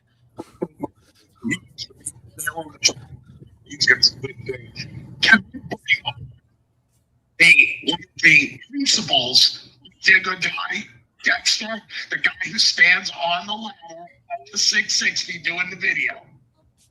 Because he'll verify it as well. And he'll verify every word I'm telling you, but dig or die, just dig or die, is a fact. 100% truthful. Can I do that, please? So are we just talking about this deal for specifically? Just this one for that. I'll let you ask me a million questions. So every question I've asked this far just relates to dig or die, or is this for the whole events as a whole? So do you have exclusivity for other events? Any track in the country, at any track, anywhere. As a matter of fact, I'm going to go one step further. Flow Racing's coming for fucking Ducks Race at Rockingham and Ducks Race at US 60, right? Yep. Okay. So Flow has the exclusive rights with them, right? Yep. So I've already been informed, because I had to, I was already informed by Dan and by Chris Mattingly, you have to make sure that the day of, I personally turn the cameras down. I said, yeah, sure, no problem. So you can unplug them. I don't care. Just plug it back in when it's done. It's your event. It's your track. Corey Stampa. Let me try and give you a little background here. You don't know this guy from a can of fucking paint. For 5 years, he has talked shit about me like I'm the devil incarnate. Never had a conversation with him in my life. I've never had 3 words with him. Never. None of that even matters. It's about. I mean, I don't know how Corey got drug into the middle of it. It was a discrepancy between the track promoter, who shut down the live feed, and somehow Corey keeps getting brought into the situation. Corey didn't do nothing. Yeah, he don't know. That's what I'm trying to I don't understand why. Guaranteed human. But what? I don't care what other people posted. I'm talking to you directly on the phone. I'm asking you why is Corey's name getting brought up in the situation? What does Fooled Me or Corey have to do with the dig or die situation or live feeds getting shut down?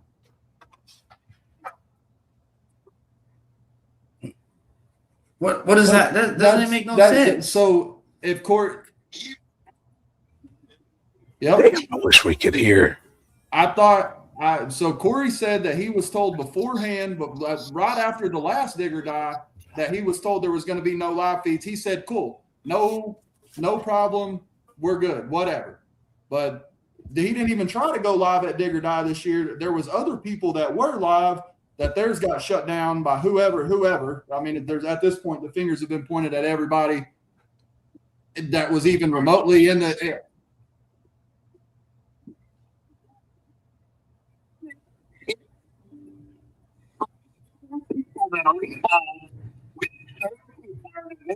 And just as an owner of Dig or Die, he was there. He knows me, and he knows not only that. He knows. I'll tell you what. There's something. I'll tell you what. From what my conclusion is here, Brian, is you didn't have anything to do with the. Just send him a link and bring him on. With the situation here at hand, and my post. Look, Brent, my post has been deleted. I apologize that you. I'm just unhappy that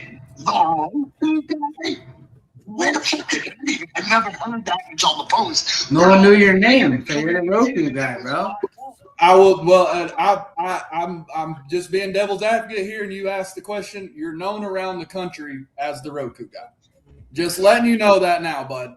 All them people that when they come to Rockingham, me and Jimmy Dale rolled into Rockingham. You gave us the whole sales pitch on the whole deal, the whole shebang, yada yada. I'm sure everybody that rolls through that gate gets the same thing. You're known as the Roku guy around the country, buddy. So it's. I would ride with it. If I was you, I'd have a T-shirt out in the morning that says Roku guy. Yeah, Roku makes some merch, bro. So at the end of the day, no, the comments and no one has an answer of who shut the live down. It was the promoters that definitely shut the live down, but they haven't given an exact answer why. So what my conjunction is here is the 98.9 Kiss FM, Louisville's #1 hit music station. It's the V-Bros. Well, I just deleted my whole post, so I don't know what Dan said. I guess I could call Dan directly, but. But now we got New Year's Eve coming up. But we have a way to help you save money. Sarah, are you playing music from Louisville right now? No, I don't know what's going on. It just popped up on my screen. Oh, one fucking time in those pits, it follows you back. You just know him right there. He's a fucking now. That guy doesn't fucking up. He don't get involved. He's a problem. He's a cheater. He's this. I intentionally fucking stayed 20 feet away. Fucking. So his post is saying Dan Van Horn, the owner of the track, said that it was the promoters, that he had nothing to do with it, that it was up to the promoter. Is basically what your post is saying. That's because all the comments want to know. All anyone wants to know is who was responsible for no lives at Dig or Die. So because there was so much stuff there. It was pointed at Brian. It was pointed at Corey. It was pointed at this guy. It was pointed at the track. We had a lot of pointing. And now my conclusion is just the people that have Dig or Die just pointing Spider-Man fingers at each other. And I'm cool with that. Y'all said no live feeds. I'm perfectly fine with that. So, Brian, I'm going to let you go. I deleted my post. I'll talk to you later, buddy. No, don't give them to me. Who the hell? I'm listening. Yep. Who's playing music? I don't hear any music. Sarah's. I got nothing on, but I can hear it. I can't hear it. I don't know what it is.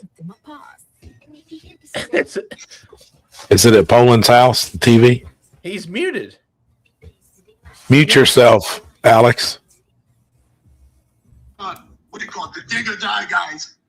I had nothing to do with this because it matters. And I'm going to tell you why.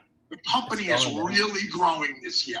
I've got 3 other streamers that have come onto the channel, and you know them. One of them's actually. No one cares about a Roku right now. That's not a Roku. Yeah, we're listening. You know, I got Don Will, No Prep Traveler. You know him. Yeah. I've got Mark Hay, Top Dollar Media as well, and they'll all tell you. My whole thing is, I want more live streaming. The more media I can get and put in Drag Race TV, the happier fans are. will have one place to go for many different tracks to watch what's going on. Maybe it's in Kentucky, maybe it's in Indiana, maybe it's in Virginia. It doesn't matter. We're all going to be at different tracks, and everybody's putting their feed in Drag Race TV for one reason. We want to get more people to see everybody's work. Then they can go from one track, click to the next track, to the next live stream camera, okay, and everything like that. Maybe you're watching bracket racing on Motomania TV, which is also on Drag Race TV. You know, everybody knows Mark Walters. He's the OG of all. He's been doing it for 20 years. Right. Nobody's got more time than him. He's the one who taught me. And I am really clear about this. If anybody that wants to come on Drag Race TV with their content is welcome with drag racing content. I don't care if it's snowmobiles, bicycles, motorcycles, dirt bikes. I'm going to Rockingham for Ross's Racing, the import race, and I hate imports. I totally get it, buddy. Maybe we can link up and do some wheelchair racing soon, but I got to get off of here, and I'll talk to you soon. Mike, thank you for your time tonight. I appreciate it. I'll talk to you soon. Wonderful evening. Great New Year. Bye now. Motherfuck. Holy shit. Okay, can we go back to a question real quick? Who did he say made the money that was paid in? I didn't hear you. The tracks, okay, it's essentially, in the start of a YouTube video, like, people don't make money off YouTube views. It's just, unless you're doing 4, 5, 6 million views, you're not getting a lot of money from those. Like, it's a couple $100. Where YouTube and all of that makes the money is the ad revenue. So like ad revenue video, and it's like, this video is brought to you by Welch's Fruit Snacks. Eat these fruit snacks in 30 seconds or whatever. That's where the money is, right? Essentially, they're doing the same thing. They're selling commercials on Drag Race TV. So these tracks are signing up for this shit, doing the live feed, and then they go to Redline Oil or Strange or Support Your Local Street Racer, and they say, hey, we want X amount of dollars to run our stuff during these races or whatever. And if they give them $1,000, the track gets 800 of it. Homeboy gets 200 of it. But then all the races that are on this live deal, on this Roku deal, is, I just looked it up. It's $49.99 to subscribe to the deal, to the Roku TV deal for a month. Or is it a month or a year? It's a year. So who gets my $7.99 a month? He does. Homeboy does. Gotcha. Well, the track gets 80 though, right? No, the track only gets the ad revenue. Ad revenue. He partners with the tracks. They use the TV agenda, if you will, to go sell sponsorship dollars. Say when BP Fuel comes in and they're like, hey, we want you to sell fuel. Okay, well, this is part of our agreement. We need $2,000 from you for marketing. They're going to keep their 80% of that. Homeboy gets 20% of it. Yep. But then he gets all. So what do you pay, Sarah? What do you pay to watch it? So I just subscribed to US 60 for one of the races because I wanted to see what it was all about, and it was $7.99 a month. But I can't see Rockingham or any of that. That's what he was saying. He said they added NC Pro Modder, Don Will, somebody, and I guess you'll be able to watch all their content from this Roku page. But also, he's reaching out to other people and going to be using like NC Pro Modders live. That's what I'm like. The Roku. I'm assuming, but that's like ProTree has said. I've seen several comments from ProTree now. Like, how are these people getting paid? Like, is he selling is he using the content? Are they making an agreement based off of something? That's a good question. You know what I mean? Like, do they get to go sell ad revenue and keep 80% of it? Because Corey, reach out to him, man. Tell him, ask him out of all those $7.99s, what are you going to get paid? I cleared my boy Corey's name. Yeah. He literally had no reason why he has beef with Corey besides fuck Corey. which Yeah. I get it. It's fuck Corey some days for me too. When he texts me a list of 1,000 people and says, "Hey, here you go, bud," I'm like, yeah, fuck Corey. But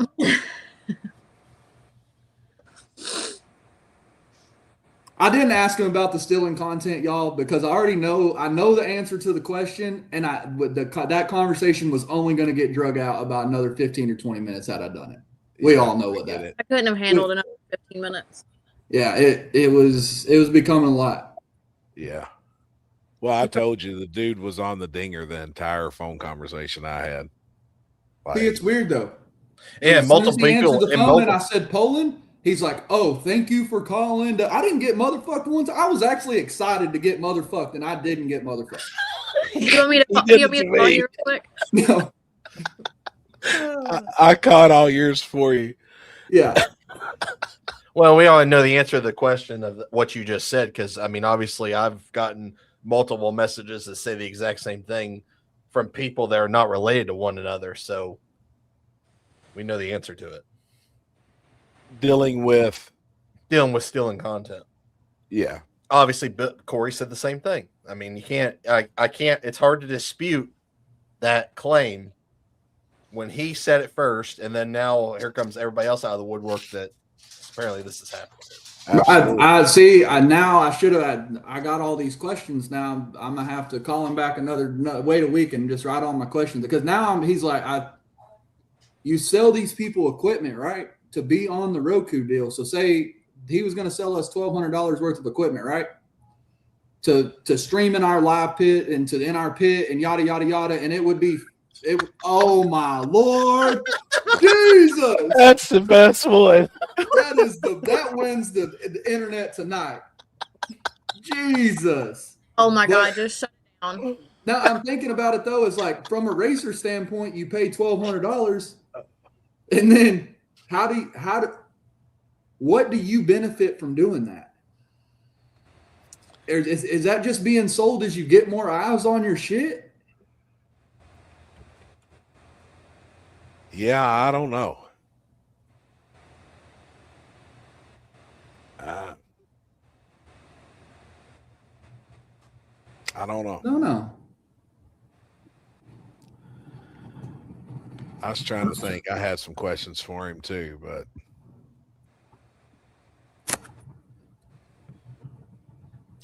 well, now with everything said and him and everybody could hear his voice and know that he's a real dude, Roku dude's real.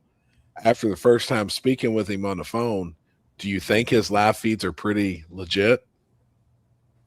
In the 4 minutes you spoke with him, or 7 minutes, would you subscribe to watch any of them, Paula? No.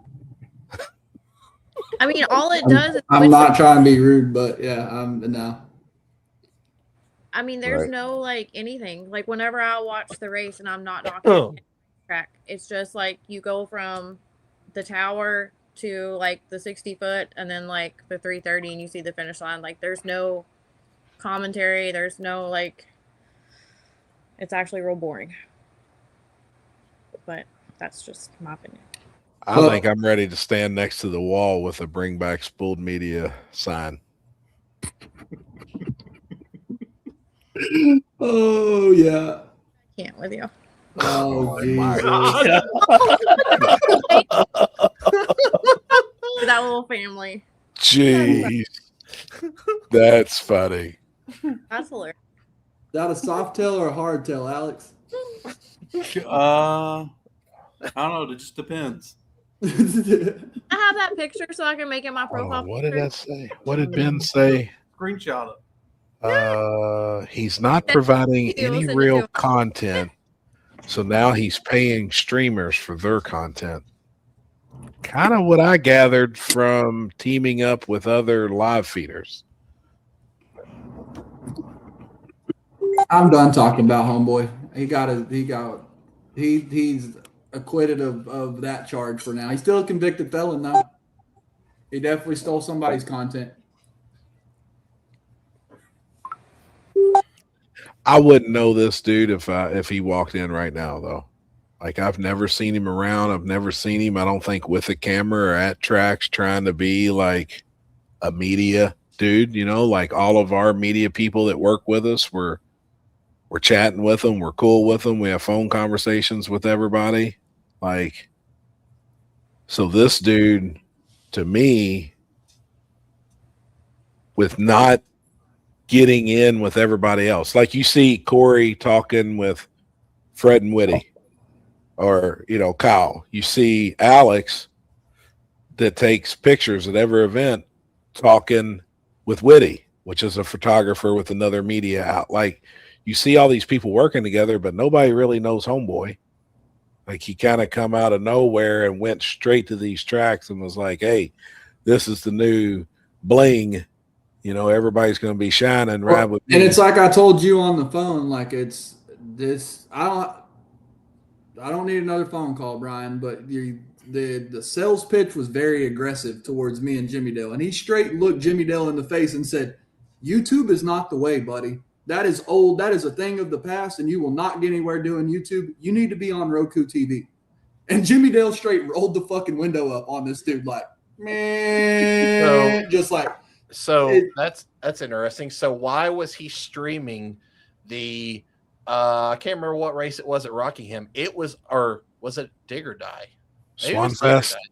No, it was one. It was, I think, I can't remember which event it was, but he was streaming on YouTube at one point. This dude was. This dude was. Does he come to the races? Like, is he there? I've never seen him before. He was at. The only He was, time I seen him was the only reason I saw him was when we were at the drag racing 30 under 30. He was there. The ceremony. He was at Swanfest. That's when we had our run in, was at Swanfest, and yeah. So he was at PRI walking around. Yes. He needs that shirt that says Roku whatever, so we'll know who he is. Well, like I said though, for somebody to come in to this world, it would seem like he would be just chat. I mean, like getting in with certain people and chatting and like, I don't know. You know, it like, you know what I mean? Like Yeah, he was live. Okay, here we go. He was live at Dig or Die in July for 5 hours and 16 minutes, and then for another 8 hours and 4 minutes. From what page, what platform, or what name? YouTube. What was the name it was under? It's under ICU Racing, and it has the Drag Race TV logo on it. Oh, that's on his Facebook. ICU Racing. That's what I asked him a second ago whenever I was on the phone with him. Yes. I just happen to be listening temporarily here. I met that guy at Immokalee, the Roku TV dude. Yep. I think he's got half my Sinister YouTube shit on his channel. Hold on. He did what now? Because that's kind of what we're talking about.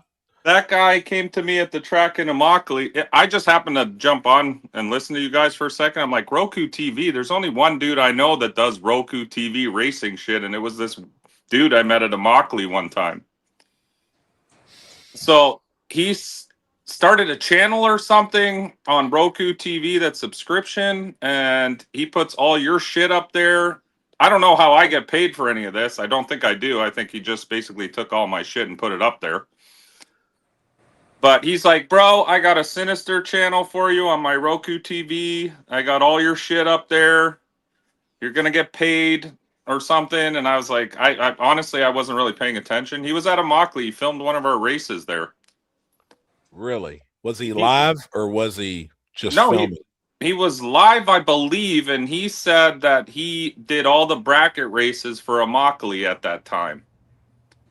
But then I asked the guys at Immokalee, and they're like, I don't know who the fuck that guy is. So Poland there answers some more questions. I spent a few minutes on the phone with him, and he was just wide open. He was MFing. Oh yeah, he's a very intense dude when you talk to him, and when you meet him in person, it's the same. Like that's how he is. He's very like comes at you. Comes at you with the shit like. YouTube is garbage. You got to get on Roku. Yeah, So, like I don't know what you guys were talking about. I just happened to hear you talk about the Roku dude, and I'm like, there can only be one dude that's doing that. and yeah, I mean, it's him, because just the way you explain him is exactly what we got on the phone. So, I mean, it's definitely the same guy. But what's he trying to do? Get your stuff on his channel? Well, so I had Poland and Jimmy Dale call me today. It was like, hey, we got to get this guy up. We want answers. Really asking, just about the live feed at Dig or Die from this past weekend. Yeah. So everybody was just kind of curious. Corey's name was thrown under the bus.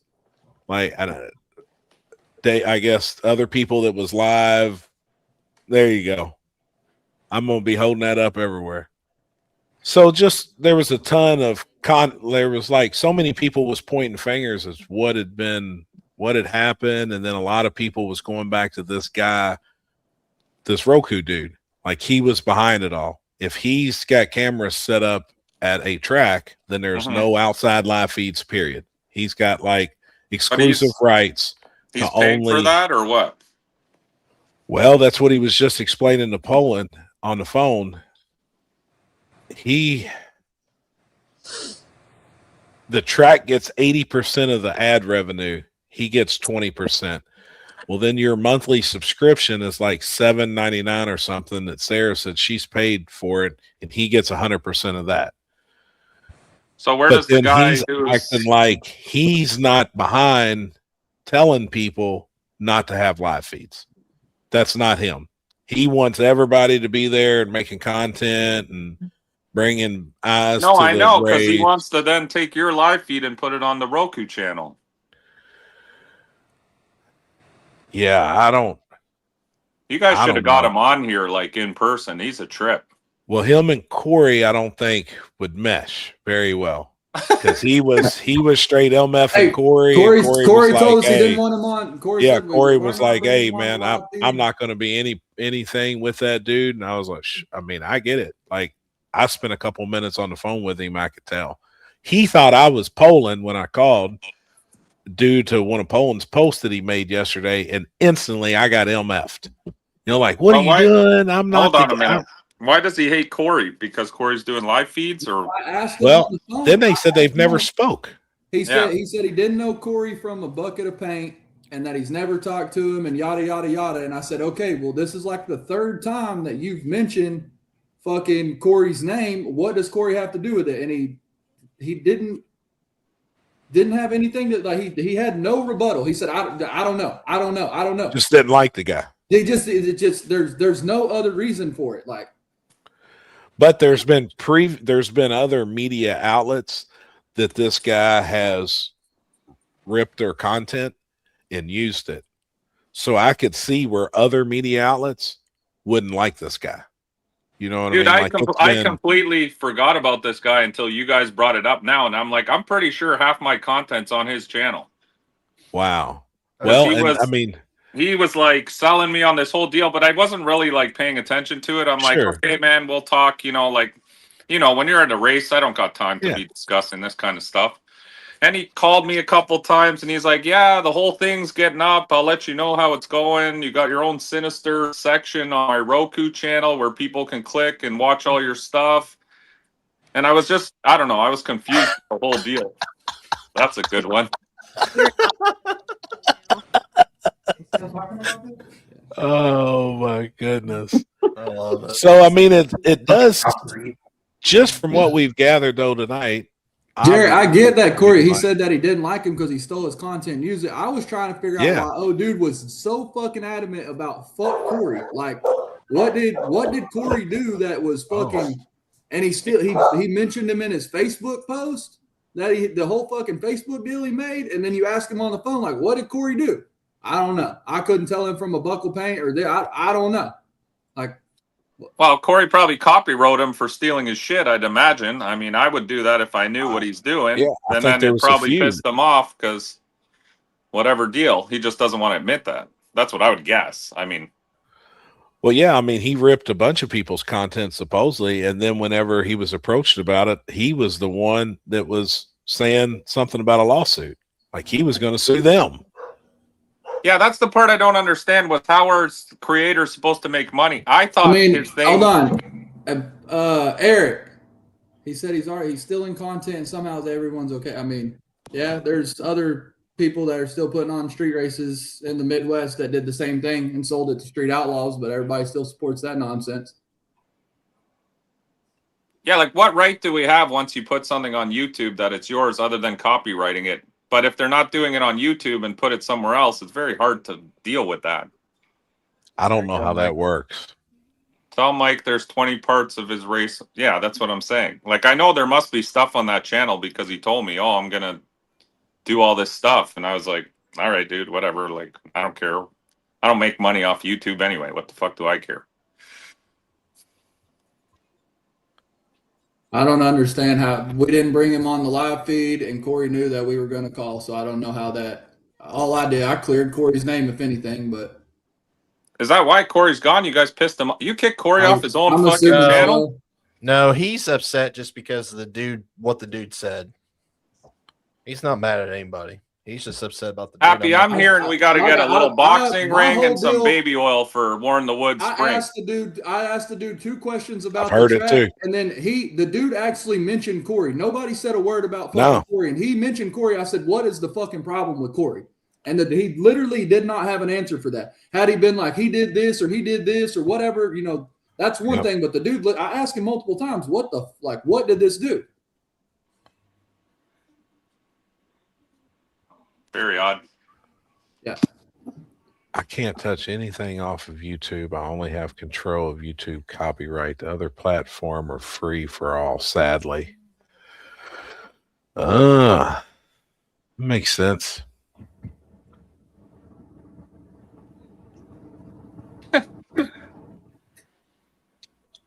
I just turned the comments on. I wasn't reading anything anyone was writing.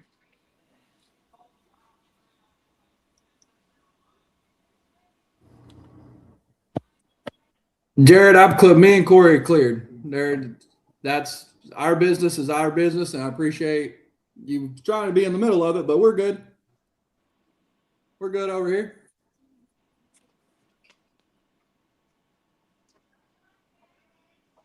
Oh, I see what's happening. I didn't know all the backstory here. You guys are always getting Corey in trouble on here. I didn't do nothing. See my tag at the bottom? It says, I didn't do shit. You especially. Yeah. Troublemaker. He's always. It sounds.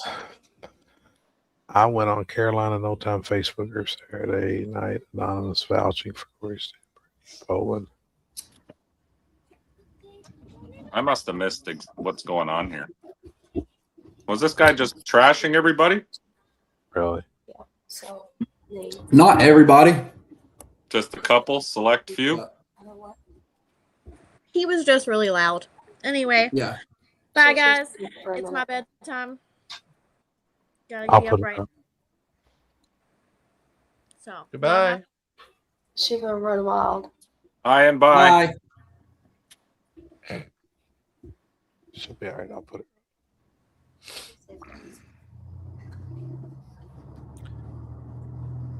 Yeah, I don't know. So it kind of sounds like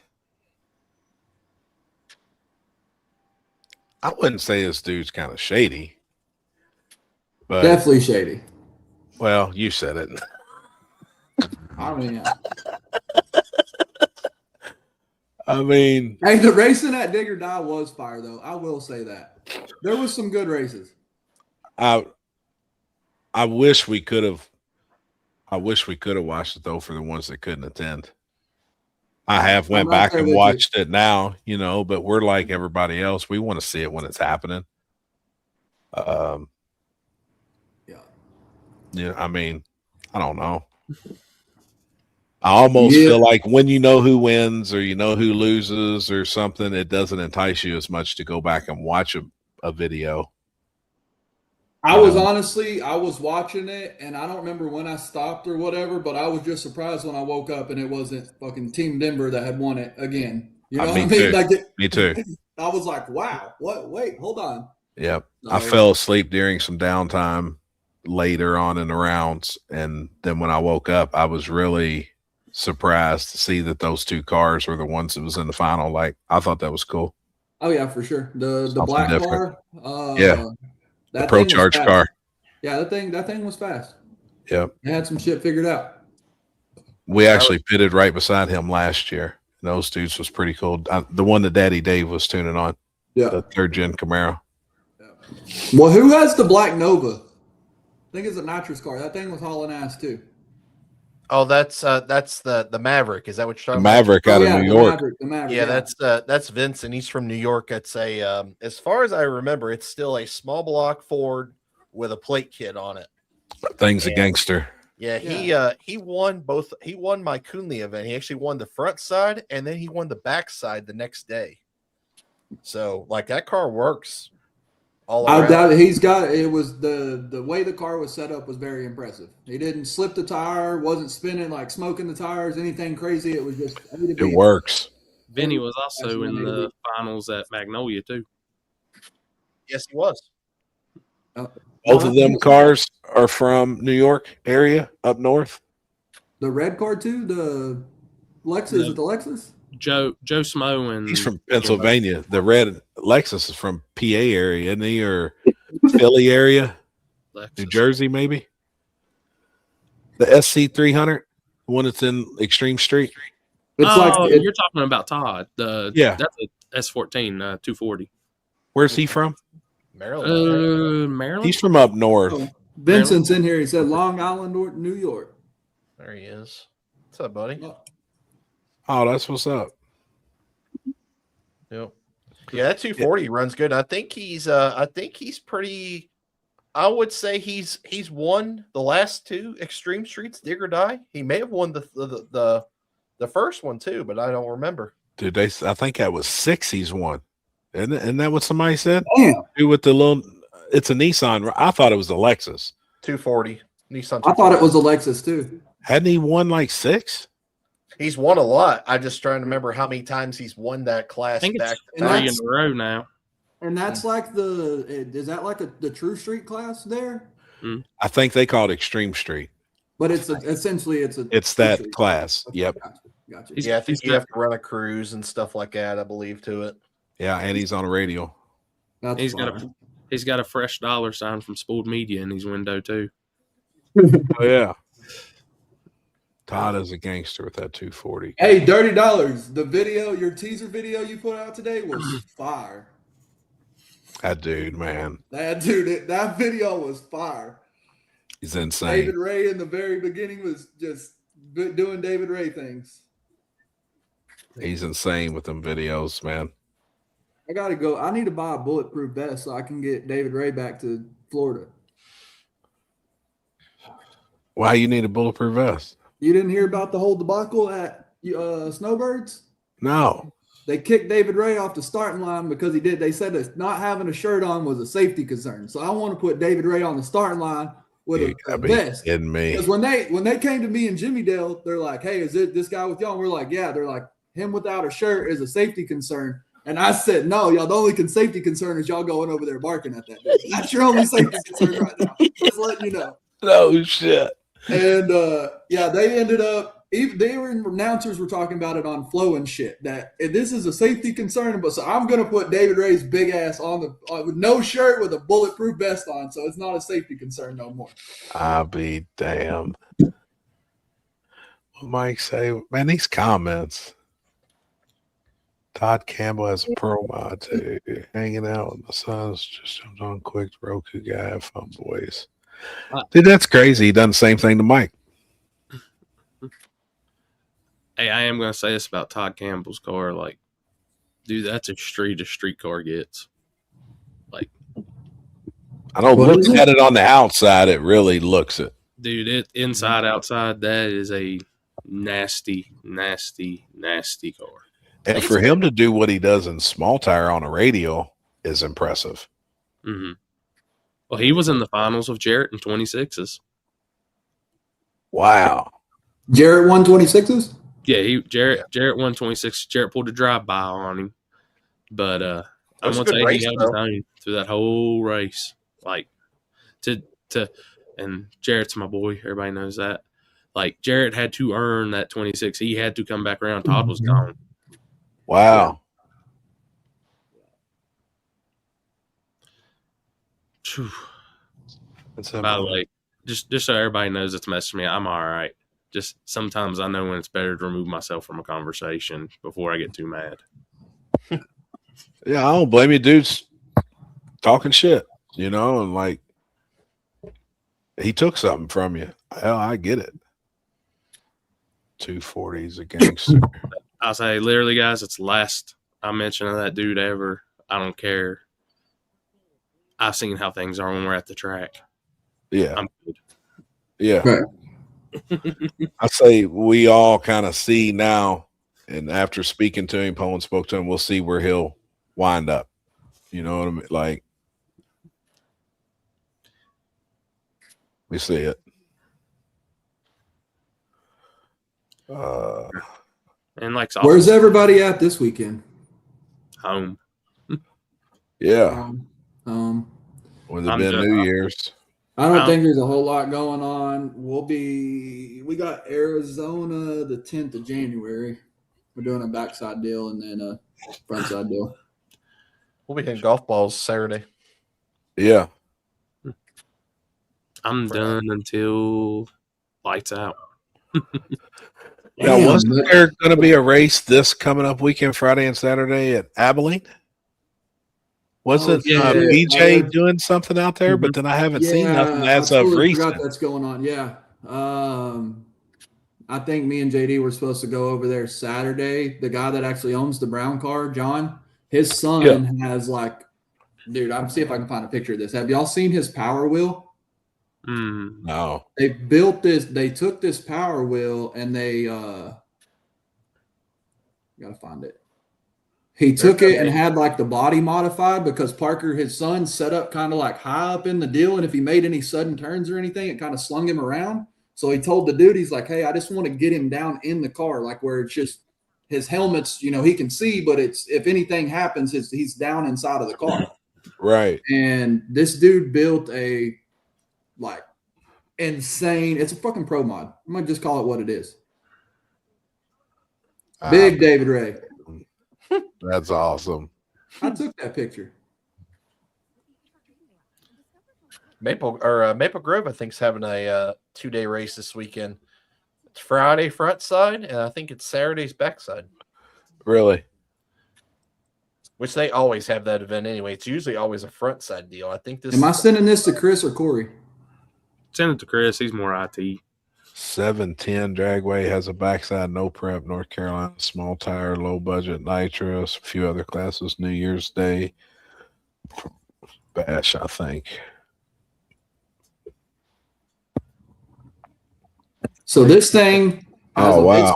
it's got a full chassis in it. They put actual rubber on the tires, and they had to get a billet gear made for the gear in it because they kept snapping the plastic one, and they're like a smidge off the world record for these damn RC cars. Wow. He's going like 40 miles an hour and 60 foot in an RC car. Holy cow. Jesus. It's insane. And So they're they raining them doing this weekend? Yeah, they're doing it's like 2,500 to win or something, RC deal at Abilene. So of course we're going to take Parker's Pro Mod over there and try to win. Oh, that's cool. Because the brown car is sitting in Florida. It's a lot to drive. I mean, we got Winter Series going on, so Front Friday, back Saturday at Maple Grove. Who will be there live feeding is all we need to know. Yeah, I mean, that's all. Yeah, Abilene. Is he? I think so. I bet you did. Or if Ken will be there. Maple Grove? Yeah. That's one track I've never been to. Like to. I've been there one time, and I mean, it was so long ago.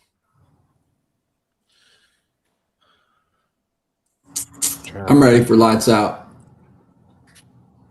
Mm-hmm. Y'all doing Little Gangster there? No. Wait, that's Todd touchy subject, but basically we talked to Donald Long for like 3 weeks about doing Little Gangsters, gave him the whole rule set, recipe, logos, everything, figured out sponsorship. All right, I'm going to announce it on Thursday. Came out Thursday, and it was Gangster X. And pretty much told me and JD, go fuck yourself. So we'll be running LDR, but we don't. Yeah, you're just going to be there racing. Yeah, we'll just be there racing for LDR. Gotcha. But did you see the spy photos of the car coming to U.S. Street Nationals? Yeah, I did. Cool. I figured this out earlier. Is He was texting the me car earlier. that I'm thinking of? The group of people that I'm thinking of? Because I may have got a picture earlier today. Is it blue? Yes, sir. Yeah. That thing's sick. I'm kind of excited, man. Like I was pretty pumped up. I didn't get a chance to make it up there today because I still got little man here being off from school break. But I'll be up there and work the end of this week, and man, that car's. I'm looking forward, man.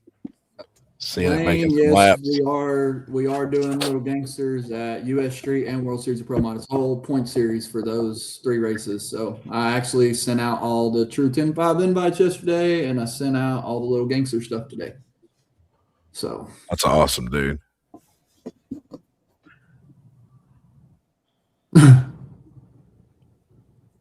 We can't, Eric. Not yet. Why does Alex keep pointing his camera up his nose? He's just checking, Patrick. Yeah, he got a booger check every once in a while. You know, Yeah, like wheelchair check. You got Just a booger checking. Man, I think US Street's gonna be good. Oh yeah, I'm pumped. I'm curious to see how much it changes the track with all the radial stuff, that the Radial Outlaw series that's coming in. Because last year, all the pro mods and stuff seemed to really struggle with US Street because you bring in X275, limited 235, yada yada, which LDR. I think the tentative schedule is pro mod, pro 10-5, true 10-5. Little Gangsters maybe question mark right there, or if they prep the track, run all the radial classes, and Little Gangsters run somewhere in there. Gotcha. But like you got to run all those radio classes, then you got to tear the track back down for like a slick. Yeah, Wade Rich is incredible when it comes to track surfaces and whatnot, but I just think the extra glue is going to be difficult. Yeah, we had that discussion about the track for that event and what they have to do. But man, I think it'd be really tough getting that glue off and almost making it slick prep. Yeah. Round per round per round. You know what I mean? Because as it gets later on and you're down to 8 pro mods and you got 8 radial, you know what I'm saying? Sunday is when it gets interesting because like we'll run Man. the first round of Little Gangsters Saturday because it's 64 and that'll put us at 32, right? So we'll go into Sunday. Every single class will have 32 in pro mod, 32 in true 10-5, 32 Little Gangsters, like everything. It'll be a 32 car field, but it'll be interesting to see how all that lays out. Like, will there be 32 X275 cars? Will there be, you know what I mean? Like, I'm curious to see. Yeah. I think it's going to be a good race, man. Are you coming down to it, Corey?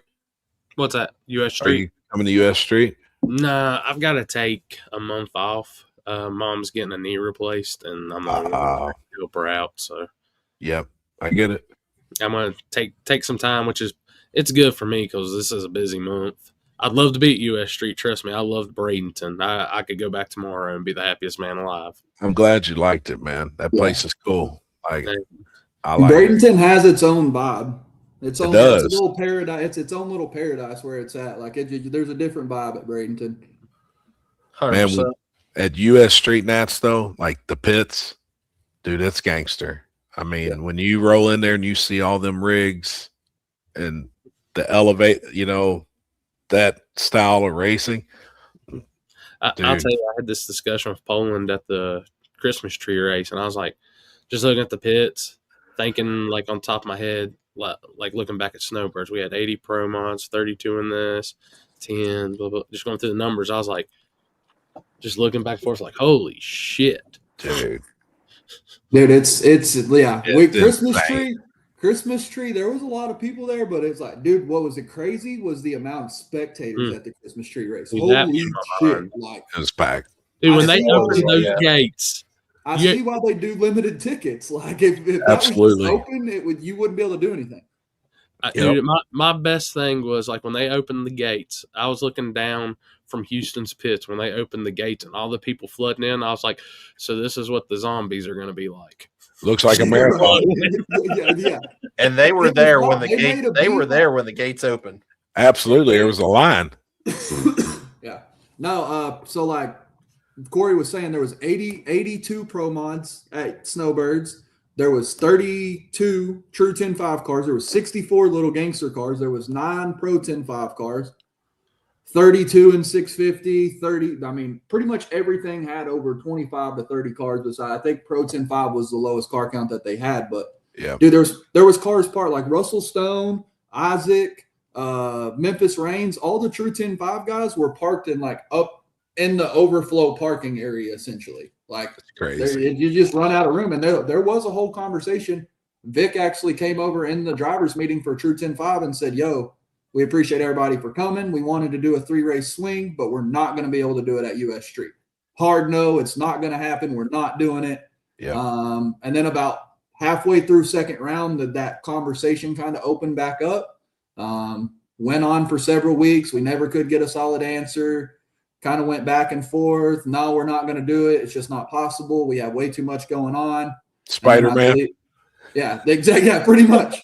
Dealt with the Spider-Man meme again. And then PRI, we were actually at the bar with Wes and shit. And Wes was like, I got to tell y'all something. We're like, what? He's like, True 10.5's happening at US Street. And we're like, what? And they basically, they had to axe a couple of classes, but they felt like True 10.5 would put more asses in the seats over the classes that they got rid of, the top sportsmen or whatever classes it were that they had to remove. But that was the discussion, is like, we're bringing in 3 more classes that we had at Snowbirds. It's going to max capacity to this place out. We have no other room. So True 10.5 can't happen.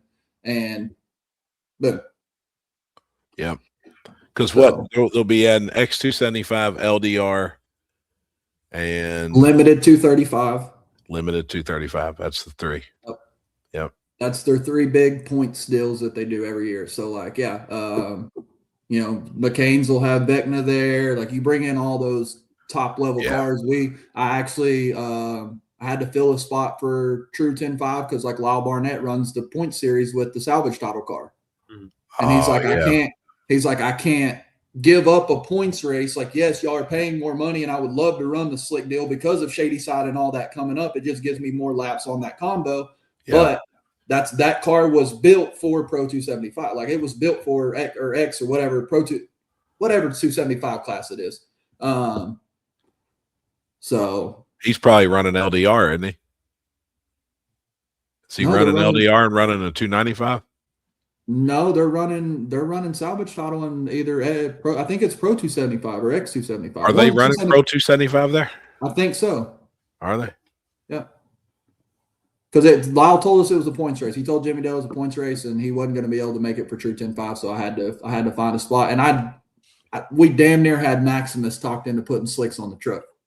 Oh, it's going to happen. I'm going to make that one happen. That'd be a good one. Yeah. What's that say? Little Gangsters class needs instant green and light board only with time. And now Poland could probably explain better than anybody, but now looking at it from my standpoint, I totally get why there's no time slips given in that class. And like even Jimmy Dale said the other night on Mike Corley's live feed, you guys really stumbled onto something you didn't know really when 1,000%. what it was doing. You got lucky. I'll you know what I mean? God honest. I'll tell y'all the God honest truth. We called Cali Nate. This was back in 22 or so, whenever we were coming up on the second Small Tower Gangsters. And Nate was running over every True Street class that was happening around the country. He was winning True Street and Small Tower at all these events. Like, that's the whole puppy thing got started. You know what I mean? Yep. Yep. We called Nate and we're like, yo, baby, like, this is no disrespect to you. We love what you do. How do we keep the pony out of True Street?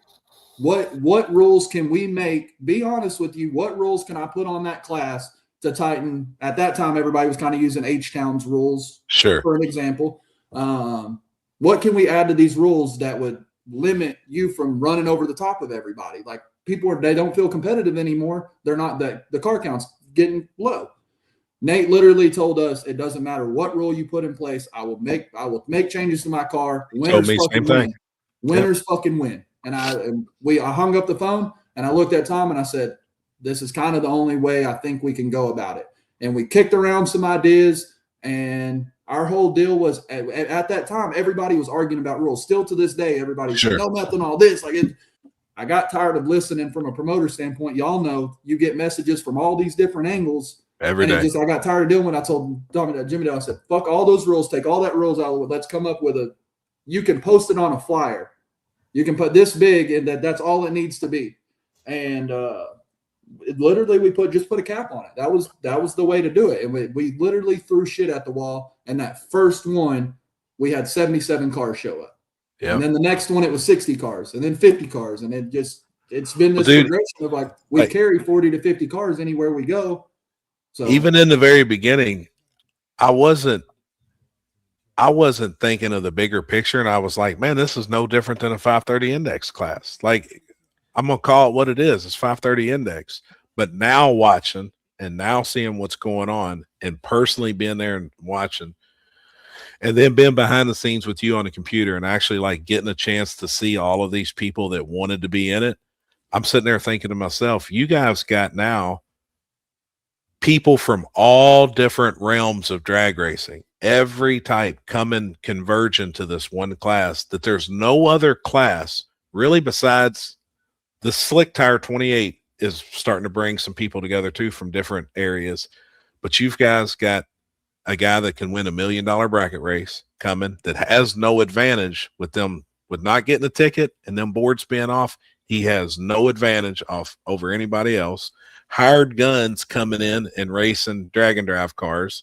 You've got street race guys coming in. You've got no prep guys coming in.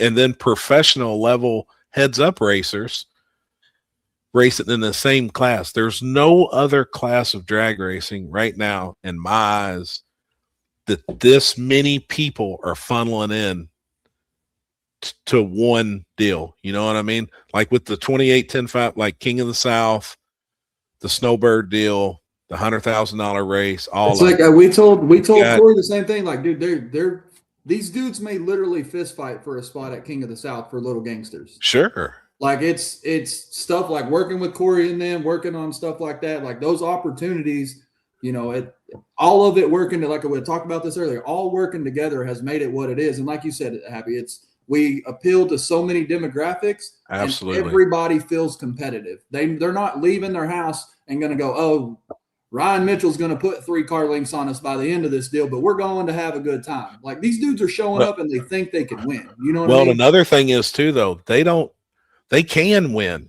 That's the difference, though. They can win. Where we have always, I hate even saying it like this. I hate maybe even saying it on the live. We've actually said we've used surfaces to try and dictate speeds to give guys that can't go as fast a place where they feel like that they can win. You know what I mean? These guys that can go 530, let's say, but we've got a car that goes 480s. If we go down the track, we know these guys can't win. You know what I mean? But in Little Gangsters, all those guys that think they have a chance to win, they can win. That is the difference. They actually have every single one of them that you had on that list. I'm sitting there, I didn't know half of them. And I'm like, every one of these guys has the same opportunity. Dude, what's crazy about the Little Gangster stuff is I told Jimmy Dale this the other day. We have enough companies and support behind us now because of how successful it's been. These dudes will drive across the country without zero hesitation. They'll spend $2,500 because, there's 15,000 or 10,000 to win. And they really feel like they can win. And I told Jimmy Dale, I said that that has brought a whole nother life into the racing scene, because for so long I felt like people felt like they didn't have a chance. So let's just go to the local testing tune. Let's just go do this. Or like, you're getting these people back on these bigger stages, and working with Corey to be able to do King of the South with Seth and the Buff family, working with Wes and them, like that puts people on a massive stage. Like those bracket guys racing at the million, I guarantee you they don't get that vibe and shit that they do from Shady Side or from absolutely Bradenton or any of these places. Like, you're not going to get that. And I think that's what's made it. It's just a combination of the opportunities and the things that have happened to put us where we're at. It was a recipe that like I said, that we got lucky. We tripped onto something, it blew up, and we ran with it. But hats off to you guys for doing it, sticking with it and rolling with it, because dude, it is awesome. Like, it's in the beginning. I've said it. We signed some shit today. Me and Jimmy Dale we left Texas. I can't say where we go because it may give it away, but we signed some shit today that was massive for the Little Gangsters brand at PRI, and this one was awesome. Massive for the Little Gangster brand. And I think it'll definitely help everybody involved. So that's kind of where our focus, has shifted. We're not worried about doing our own event. Dealing with the whole headache and this and that. Like, we can run Little Gangsters and do this. And if I can bring 64 cars to Corey's event and it brings 500 spectators through the gate, well, we all just won. You know what I mean? Yeah, sure. Everybody wins on the deal. So. Yep, I agree. Eric Burnett, Instant Green would make it more interesting for sure. And I don't know. I don't. All it does is muddy the water. The Instant Green shit is, that gives. No, I'm just using your name because you're talking about it, but this gives Eric a reason. Oh, he definitely left before that light was green, and there's no way I got beat, and yada yada yada. And then the promoter, from a promoter standpoint, on an Instant Green, I know it's janky, but he got a 2-car jump on you from an Instant Green light. I can't be like, oh yeah, well, part of it, you got to rerun it, this or that. No, I'm going to stand on, that's my rule, that's my rule. And then you go to Facebook and you start crying about Instant Green, or you start saying these guys screwed me, or this, and this. 400 Pro Tree, it's honest. I feel like it's competitive the way it is. Like, if you don't go off the trailer at any of these Little Gangster races and go a 30 to a 33, you're dead. You're done. You might as well just pack your shit up and go home. Like, it is that competitive at this point. Well, every drag racer in the country knows an instant 400 Pro Tree. Every single one of them. We're only a select few know Instant Green. Yes. Hey, I'm going to tell you, what's the best part, Poland, about Little Gangsters at King of the South? What? Y'all pulling the chips and organizing that so I can keep that official live feed going. Oh, yeah, okay. We can make that happen. We can make that happen. I'm letting you do that. I'm going to tell the guys, I'm going to be like, when y'all get mad, here's Michael Poland's number. I got it from me and Jimmy Bucky's. It might answer and say Tom, but it's Michael. Yeah, right. So kind of where me and Jimmy have been talking. Corey knows about this. I'm fixing to put a schedule out that has, I think, 6 to 8 races before King of the South, and all these races are qualifiers to get into King of the South. So we, like Cappy said, we got all these bracket racers and all these guys. Like, how do I get in? How do I get in? How do I get in? And me and Jimmy Dale are we're standing on business when we talk about this, because when we first started this, all these dudes were, this is stupid, this is ignorant, why are we doing this? It's just another index class. Insert whatever bullshit you want to right here, whatever. Now that it's hot, it's on the big stages, it's got big money behind it. Y'all, you want to be able to be a part of it. It's not me being an asshole and gatekeeping it, but I kind of am. Like, you're not just going to come in on the big stuff and kick my guys out that have literally traveled the country to support this thing. Yeah. Like, this is their stage. This is where they shine. You want in, you got to work your way in. So now I put together a list, like John Sears Carolina Gold Race at Shady Side with Corey, and then there's a Streetcar Takeover or 2 in there. There's Big Jake's race. I'm fixing to post a schedule. I got to finish a couple things, but there's a list. I'm going to go out on a limb and say that Carolina Gold Race, with all the people that said they're supposedly coming and stuff, that's going to be a $25,000 pot. 1,000%. Me and John Sears was talking about that. And that's what we want. So then I take my top 6, 8, 4, whatever it is, those top 4 people from Shady Side or from that Carolina Gold Race, and I say, y'all get an automatic invite for King of the South. So Yeah. what does that do? That drives more people to John Sears race, to Shady Side, Absolutely. to push them guys to do all of that. Now here we are working with 8 different tracks or whatever across the country. They all qualifiers. Here's y'all's chance to get in, and it benefits each promoter. It benefits each track, and it also builds King of the South up to where ideally what we want is 32 new dudes that are coming into Little Gangsters and 32 OGs Gangsters. to the game that y'all, this is y'all's deal, and let's battle it out. And we, you got 15,000 Friday to win and 15,000 to win Saturday. So it's literally it's a 30,000. Like, bro, Streetcar Bragging Rights is fixing to do stuff like the highest paying Little Gangster ever. Between that and Shady Side, there's like 75 grand in 14 days of Little Gangsters. It's insane. Yep. I think it's awesome, man. Carolina Gold they have multiple classes, but yes, it will be Little Gangsters. Say our rule set. That is, I'm actually been sending contracts out to everybody. We've worked with a couple of promoters that allowed testing, that gave time slips, that did this, and it never falls back on the promoter. Who do they call? They call Jimmy Dale in Poland, and they motherfuck us about it. So I'm coming up with an agreement with not really a contract, but an agreement with, you run Little Gangsters, it has to be ran by our rule set and how we do things, because I don't want to muddy the water or make it any, discrepancy. The hardest part has been, you have all the knockoffs that are happening, is like, I guess that's the only way you can put it. Then we have these guys calling and they want invites to World Series of Pro Mod, or they want invites to this or that. And you kind of like, I don't know what to tell you, dog. Like, you want a 530 class, but that doesn't mean you automatically get into our stuff. Right. Yeah. I talked to Jimmy yesterday because I gave him a date out for what I was talking to you about at the Christmas tree race. And I finalized that with the track today. So good deal. Yeah, Eric, I'm just going to let you know, bud, this about your 17th comment about Instant Green. You will never get through to me on Instant Green. I think that is the dumbest shit ever. I'll never run Instant Green again. I hate it. I don't like it. It causes a bunch of problems. Just run a 400 Pro Tree and be done with it.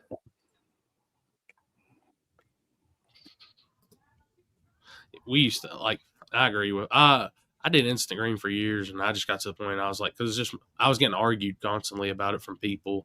I said, we're just going Pro Tree. Yeah, I'd say that I'm the same way. Like, I had conversations whenever we decided to switch from Instant Green to Pro Tree in our operation. I talked to Ryan Martin. I talked to Sean. I talked to the guys in No Prep Kings that were running it at the time, that we were all watching on TV fist fight over it. I'm like, what's y'all's opinion on this? They give their theory, how it can be finessed, how you can do this, how you can do that, different rollouts, blah, blah, blah, blah, blah. There's all these little games that racers know that it started playing big advantage for some of these guys. And like, I mean, you've seen multiple videos where you're like, how did that light not go red? That dude was at the 60-foot cone before the light went green. Yep. Yeah. Like that's part of running Instant Green. The way they set it up, the way there's so many different variables that play into it, but it can all be finessed. Yeah. I mean, I had people that would fuss at me over he guessed the light on me. I was like, well, I mean, he didn't go red, so he wasn't out of the rollout, so he wasn't red. And honestly, he just got a really good light. He was good. Yeah, lucky. James Bell, ideally, that's where we're headed. I won't even lie to you. That's kind of where our head is going into Winter Series next year. We kind of have a region, if you will. We'll take so many cars, and that's who will be getting the invites to the Winter Series to run for the points championship for 2027 or 26, I guess I should say. Yeah. 27, whatever. But 26 and 7. No, y'all are killing it with it, man. I think it's awesome. Gabe, I do vaguely remember that. Everybody was in a very much uproar over that whole situation. There was I think it was my first Small Tire Gangsters. Some dude put his foot in the beam and the light went green. It was a debacle. It was a whole debacle. So I get why people do it. I totally get it. It's going back to, like Happy said, we were trying to put races on surfaces that would equal the playing field, and Instant Green I felt like was part of that. People felt like if they got a half a car jump off of an Instant Green, they had a little bit more advantage, and then it went from instant green to we're gonna put a well-dick wing off the back of our car because that's gonna it's. Well, people Pandora's was box. dragging stuff in the beams. Like I seen that. I seen where people was lowering the diapers on their cars. Yep. And it would carry out a huge rollout. You know what I mean? So, and then they'd have a diaper on a transmission that was in the beams. So the car was totally out of the beam. The front wheels were out, but the tree was still. Yep. It's a tree. There was red. I seen there was guys that built like carbon slider things that went into the chassis that essentially would put the car this far from the ground. Yeah, would drag the beam under the front of the car. And they could have a run and start at that tree, and it was never going to go green because it's never go red. Yeah. Yep. Thanks for the clarification. Camaro is what it is. It can run 480, so it's easy to turn down to 530. The Mustang can be turned down to 530. Trying to find my way in both cars. You'll figure it out. Instant green's still better than Alex flagging. Oh boy. Wow. Oh, I'll be damned. Poor guy. Video was big mad when asked to rerun. Yeah, holler at me tomorrow, Mike, and see if we can get this deal done and on your guys' end. And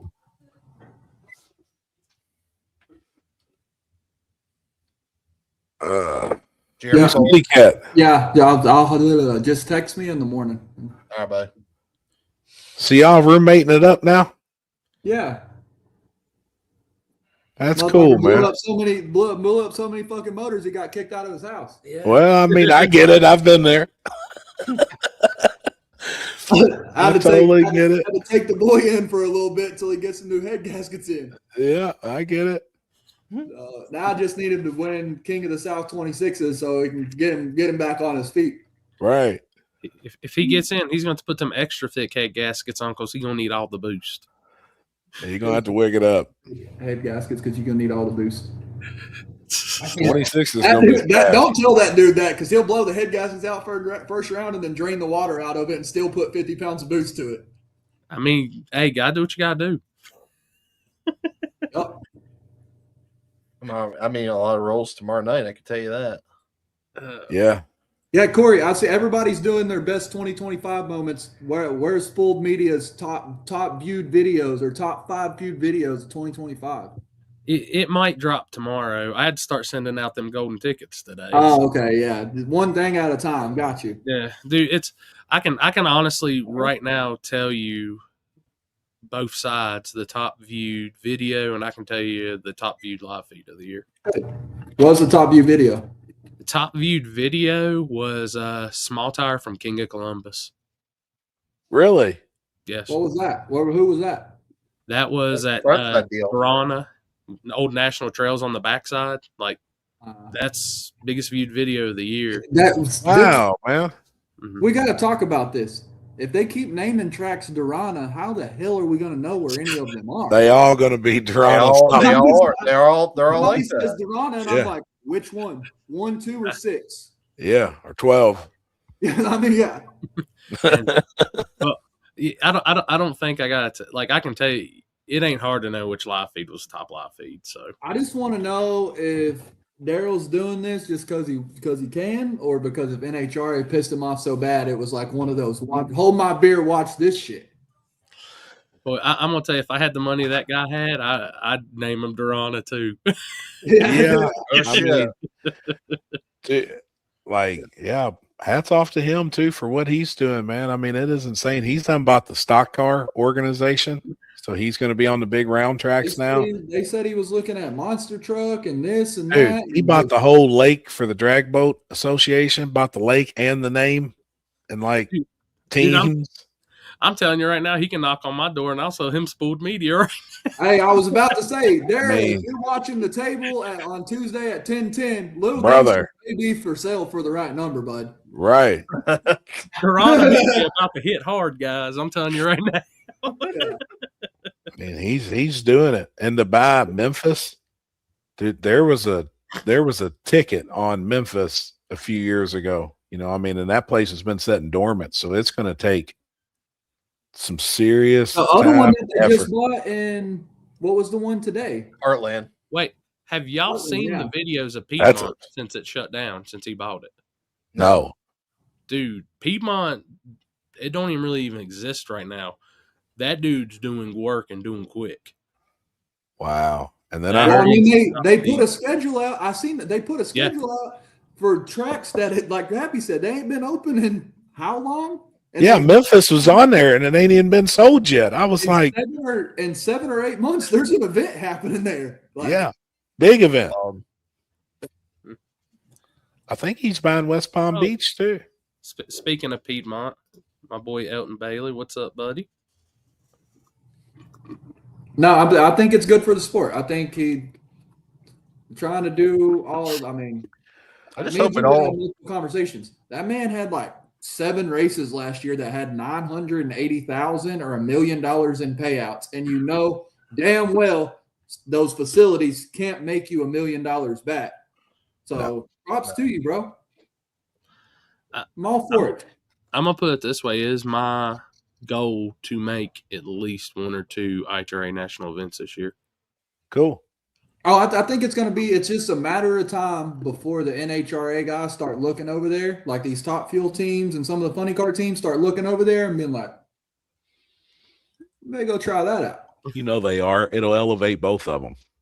It'll elevate both organizations. You know what I mean? NHRA.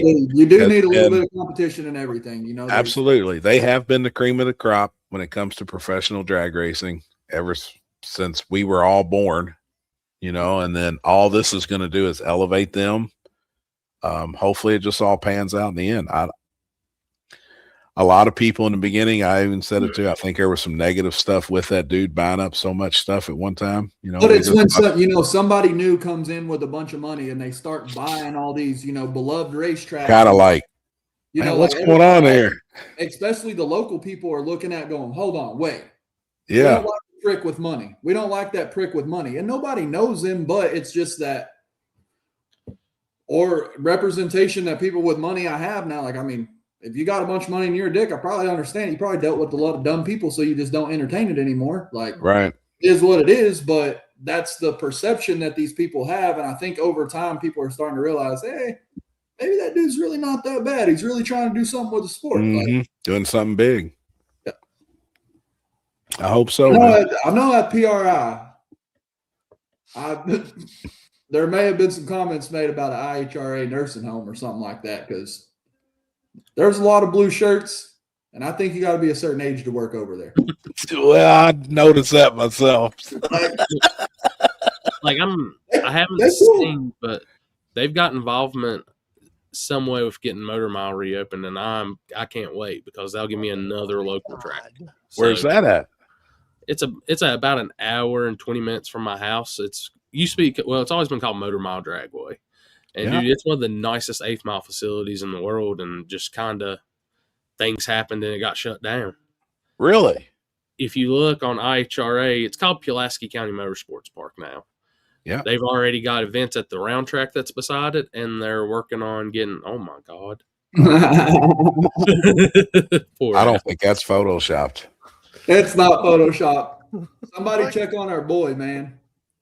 I will say, other than Spooled Media, she's the only other one. Her and Alex have media credentials right now because she scares the hell out of me, and I know she'll probably beat up Alex. She'll beat me up too if I don't give her media credentials.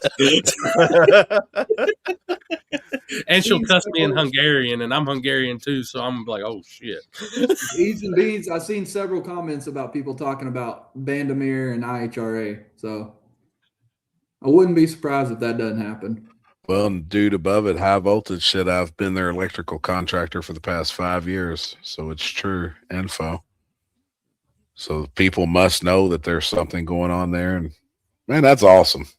I think it's the NHRA. I don't want to say monopolized the market, but they were kind of just doing whatever they were wanting to do. And this is giving people another option. Yeah. And just if anybody else is on here, because I saw Dave's comment, I'm not actually starting media signups until March and April. I still got a whole ass another event I got to put on before all this. So yeah.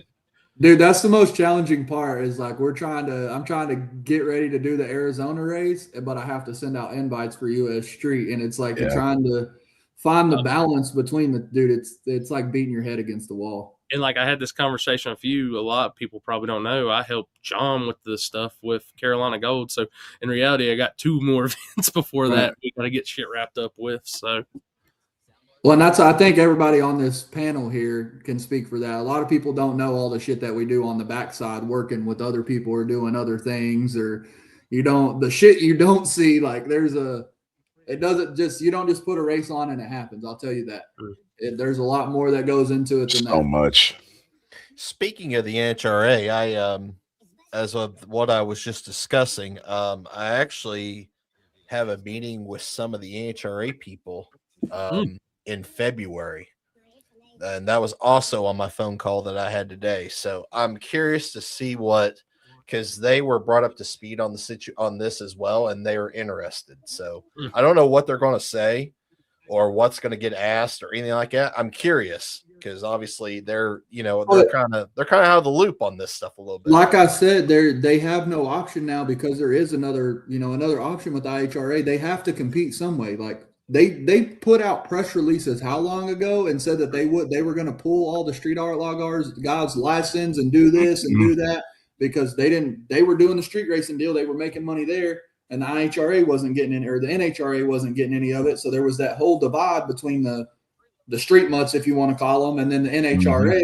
And here we are 5 years later or whatever, and you've got the street outlaw guys working with the NHRA to do so many events in 2026. Like, I think the IHRA stuff has turned the NHRA like a new leaf, and they're going to start looking at some of the grassroots stuff and some of this because that is where they struggle and that's where they're losing the market. If you go to any small town in the United States right now, most of them have an IHRA banner or something out there. Like I give Daryl and them credit for that. They have people on the ground that have been signing contract after contract to whatever you call it, sanction or whatever these tracks. And a lot of these tracks I've never seen, you wouldn't even think they'd be able to get sanctioned. Yeah. So it's like, I think that the NHRA is looking at that and going, holy shit, we missed a massive market. And Daryl's looking at it from the other side. I'm going to start from the bottom and run up with this thing. I'm going to tell you right now, and this is just kind of how I feel. If IHRA keeps doing what IHRA is doing, they'll be held in regards for boosting the sport. And I know some of the references are going to be crazy, but these are things that boosted motorsports and racing, in my opinion. They'll be up there when Fast and the Furious first came out and got people back in the cars. Pinks, Street Outlaws, like they're working to get that level of credibility right now amongst motorsports people. And I think we'll have them in that regards here soon. What y'all don't realize, well, I'm sure you'll realize when I say this, they're doing it on minimal sponsorship. This is all the owner money right now. What happens when we get the Skags and the Coca-Colas and the Monster Energies and all these people come in and back IHRA the way they're backing the NHRA? Holy shit, it's going to get wild. That's my take on the deal is I've been watching kind of the whole thing unfold, and I'm like, this dude's doing this with no sponsorship money. He's not out here begging people for money or asking for this he's setting guaranteed payouts with $1 million per event, and they're paying it out. No bullshit, no nothing, no this. Y'all know, everybody knows Cheese. Cheese said that when they went over there with Tony's stuff, they fed them breakfast, lunch, and dinner. They got the VIP. You got your crew band on. They feed you, take care. They show up with ice trucks every morning, dump ice out for everybody's coolers. Like they're taking care of people. Mm-hmm. Yep. Dude, I'm going to tell you too. And IHRA, in a sense, really showed that they were about the sport.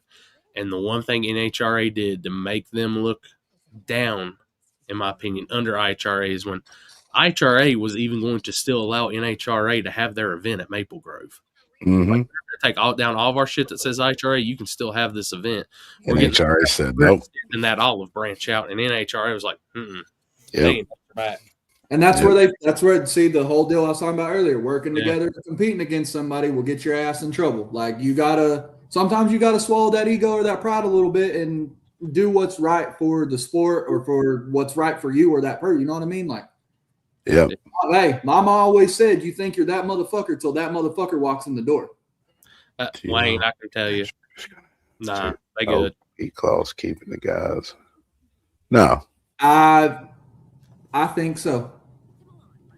I don't know. I think with them making the move to not work with IHRA, they're going to start taxing people. They will have some type of whether it's a non-compete, there will be some type of clause where if you race NHRA, you have to wait 60 days or whatever to run IHRA. I think they will do some stupid shit like that. Oh, with NHRA and IHRA. Yes, like Possibly the NHRA, I think they will be the one. He's asking if NHRA would be the one to put a no compete clause on it, and I think they would. The IHRA has already said, "Hey, we'll work with you. We're cool with working with you." And I think NHRA is going to be like, "No, you're either with us or you're with them. Pick a side."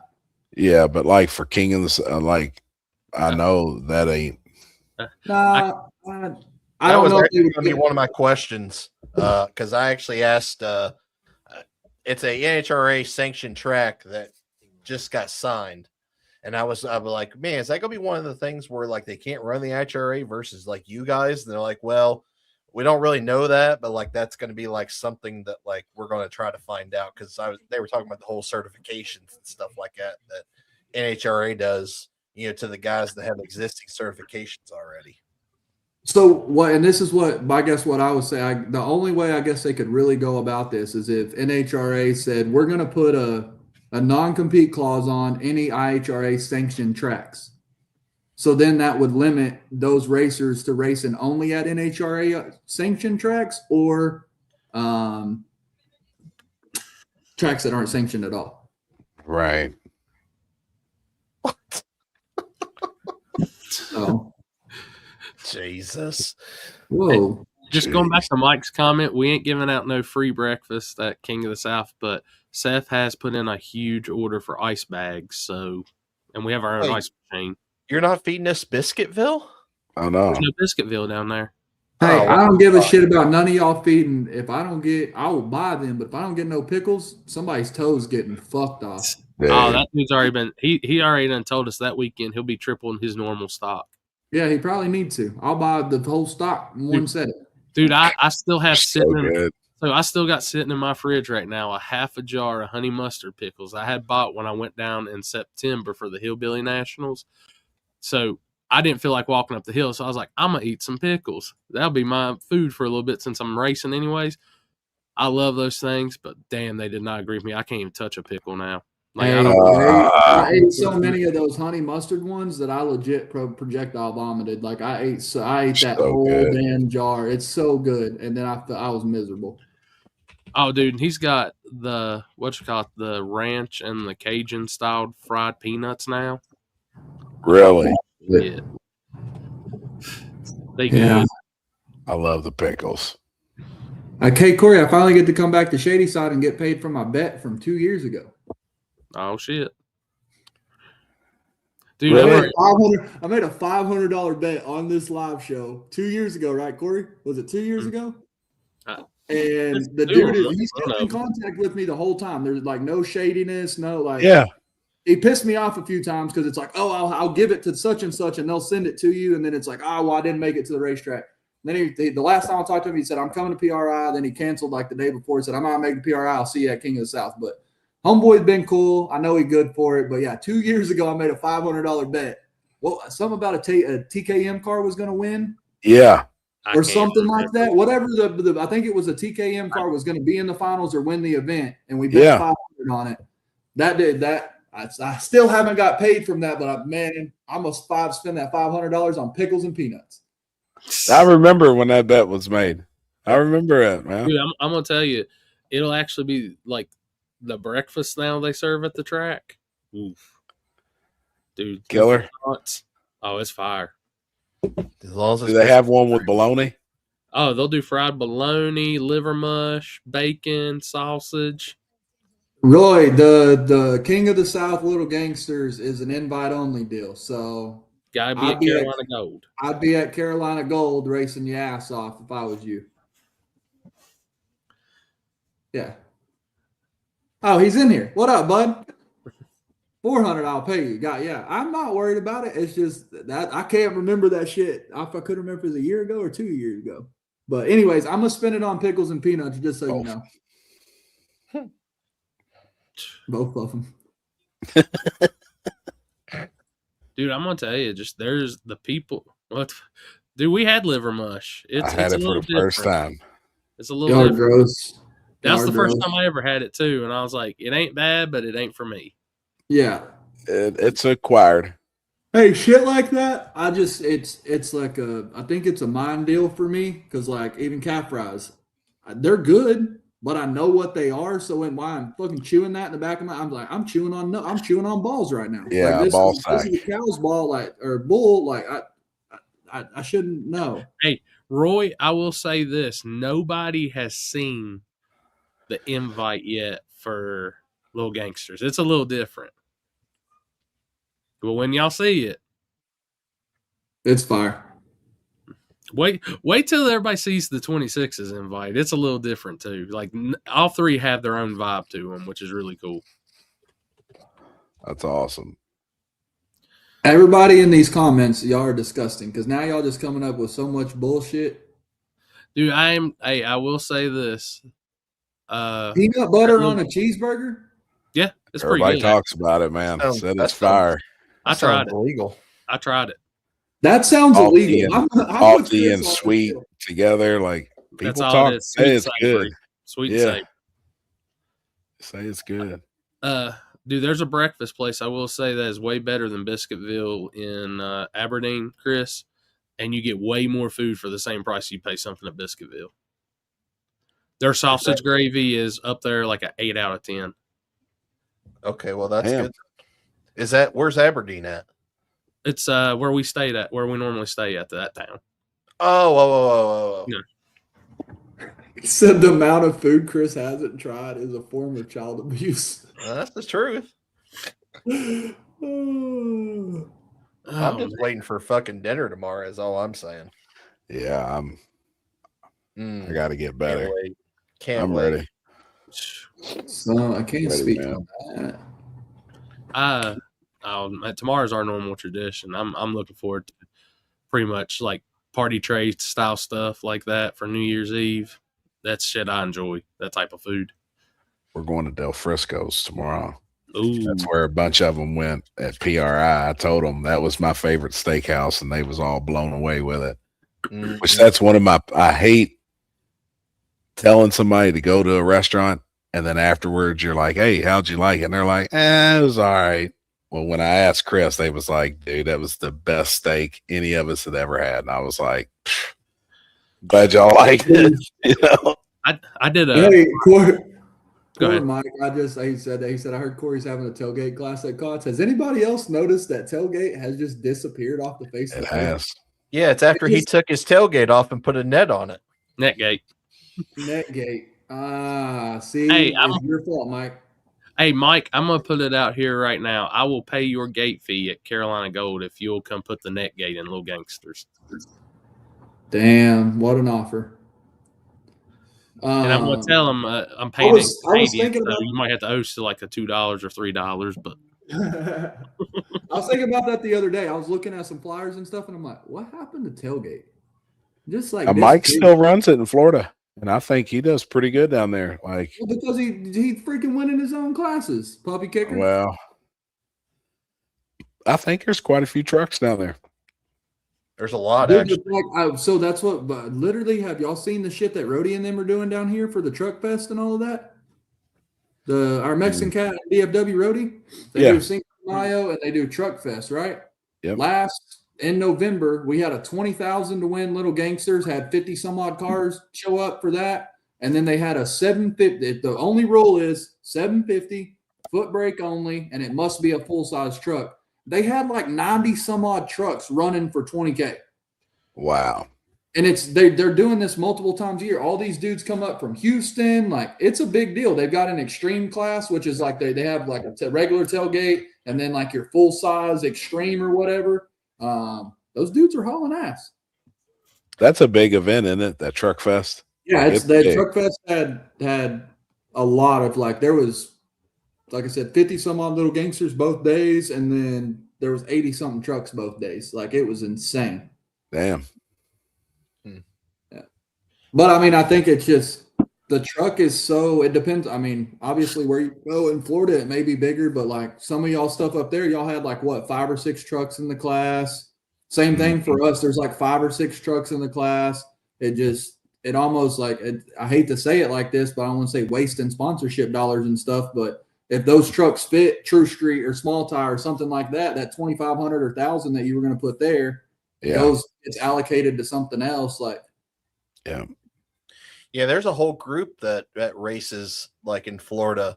There's like 5 or 6 trucks, and actually one of them was that silver pickup that was at Digger Dye. Chum Bucket was on the front of it. I don't know if you've seen it in the videos.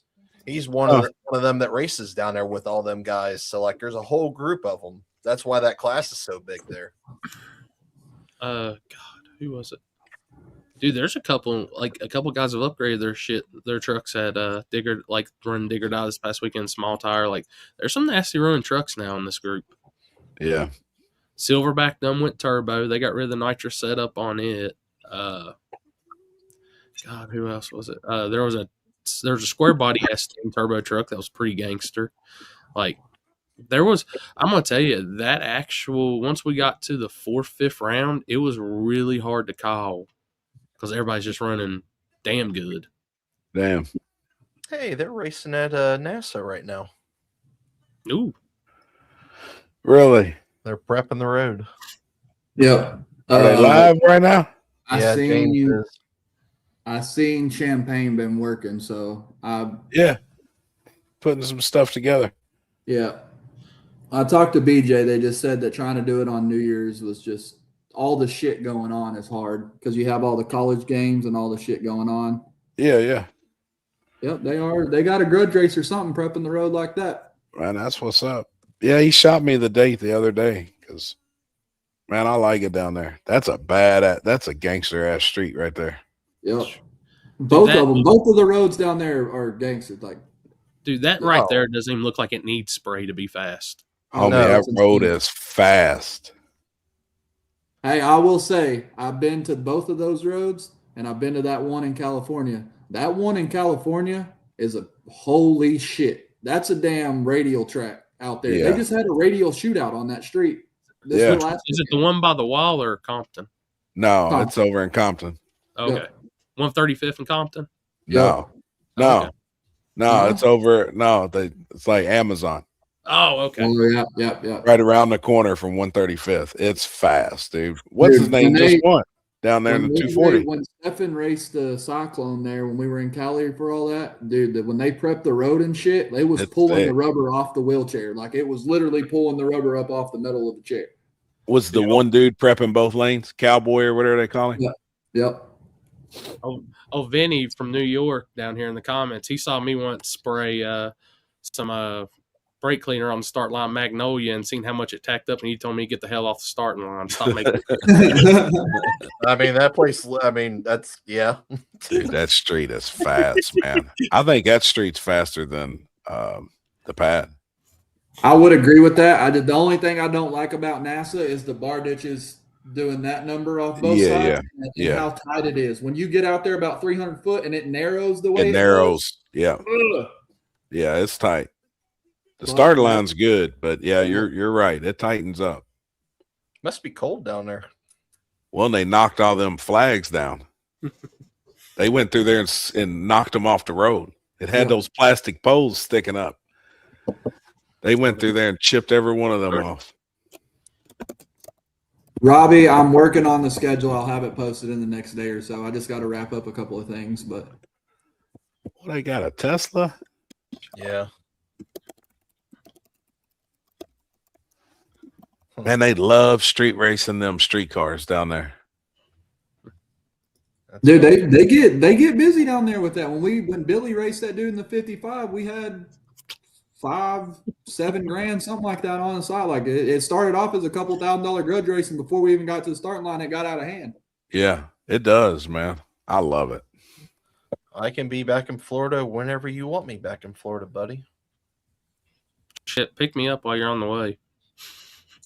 And just start going job warm weather back in my life. That's what I'm saying. I need some warm weather. It's Miller's Hell House. We're supposed to get 6 to 8 inches of snow tomorrow.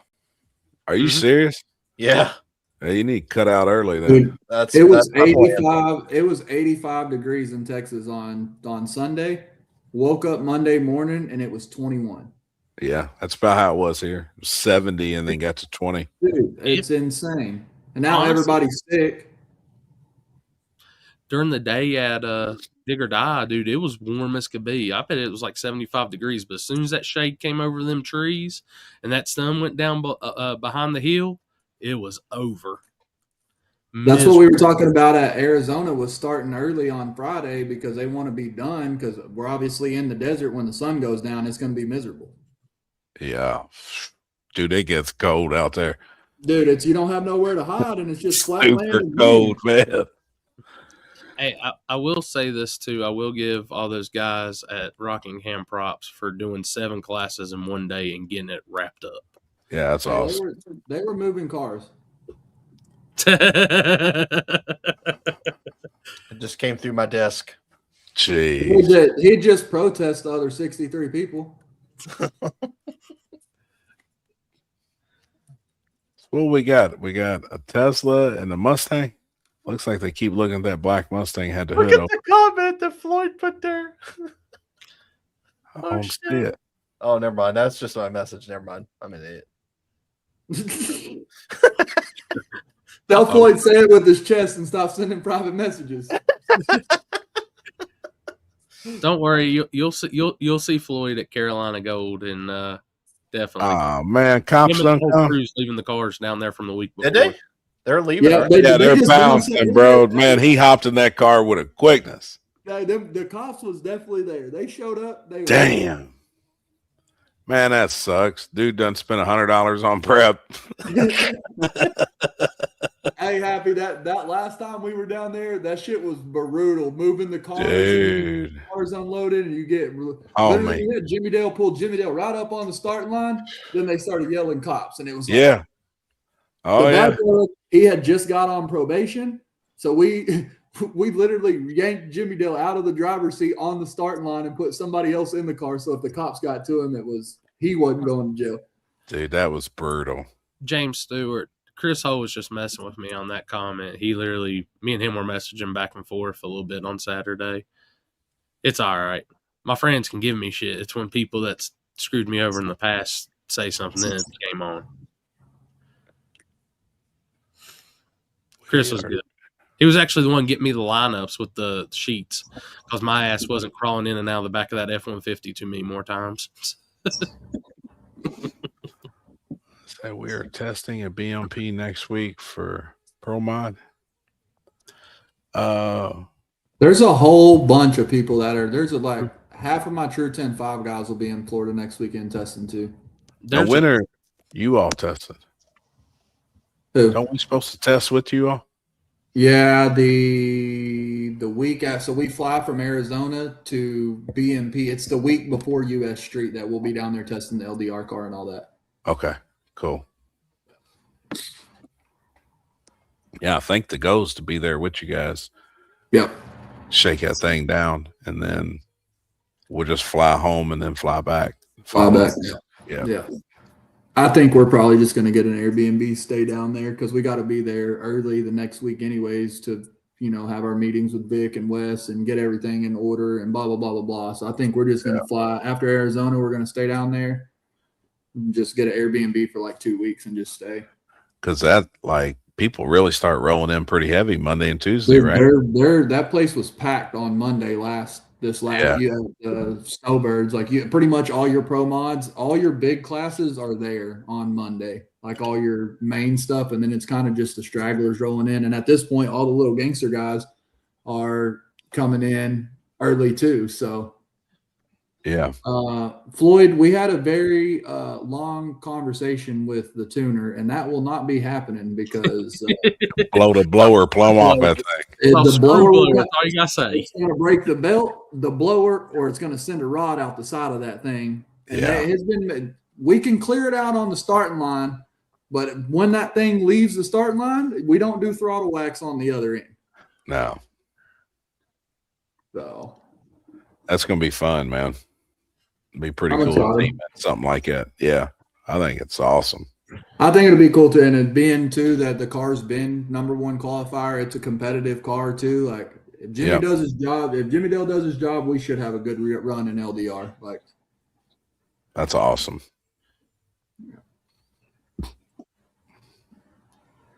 Guys, I'm gonna go take some medicine. Chill for the night. I'm about to crash. Yeah, I'm about to crash myself. Y'all wouldn't even believe what Brent just did. I can't even say what this fool just did on the live, but it's like the ultimate party foul. No, I caught it. How much of his beer did he spill? Is he clothed? Yeah, he is clothed, but I can't tell y'all without just flat out snitching on my boy. He did in fact catch it, but I bet your hand smells like shit right now. Oh no! Oh man. Yeah, happy incident. Yeah, It happens. It happens. Ain't nothing wrong with it. That's why they make soap and hot water. I heard a window break, and that's about all I could do. There was some glass that almost hit the floor, and yeah, good catch though, bud. Impressive. That's it. I don't know. We can call it on this. It's been an eventful night anyway. Yeah, you told me, you said we have a 2-hour strict time limit on the table now. Yada yada yada. Here we Boy, are, I'm- 3 hours and 11 minutes later. I'm gonna tell you right now. My blood pressure got so high, I don't even know what time it's time. Yeah, fair enough. Fair enough. It's all See, right. that's yeah. We all take a safety meeting break before we get on, so we have no concept of time. That's what happens. Let's hope raw stock's just gonna go up tomorrow. Just know that. Yeah. Well, good show. We got down to the bottom of it. Yeah. Apparently, everybody just doesn't like Corey for no apparent reason at all. And we love you, Corey. We just want you to know that we love you, buddy. Fuck them people over there. If it's fuck Corey from them, it's fuck them from Poland. Yeah. So Yep. yeah, I'm still mind boggled on that whole situation. Why you were even brought up in the fucking mix of it, but whatever. The air has been cleared. Yeah. Yeah, all right. So You have that on these big jobs. Yeah. definitely will have that on those big jobs. So, but y'all have a good. Well, y'all bet this is the last table of 2025, right? Oh yeah. We got no choice. We got to. Well, Corey's going to just cut y'all off right here, so I'll say it. Thank you for everybody that supported the table in 2025 and put up with this bullshit that goes on the show. We appreciate it. We love you. Thanks for watching. Yep. Even though we go off the rails and get off of racing, 82% of the time, the show is still about racing, and it brings all the racing people together. So thank y'all. We love y'all. Keep supporting the shit. Keep watching this nonsense. There's no telling what I may backflip a wheelchair next week. You don't know. Just keep watching, and we'll see you on the next. That's a good exit for me. So. Oh, that's awesome, man. Happy New Later, Year, y'all. everybody. Happy New Year, everybody. Happy New Year. Yeah.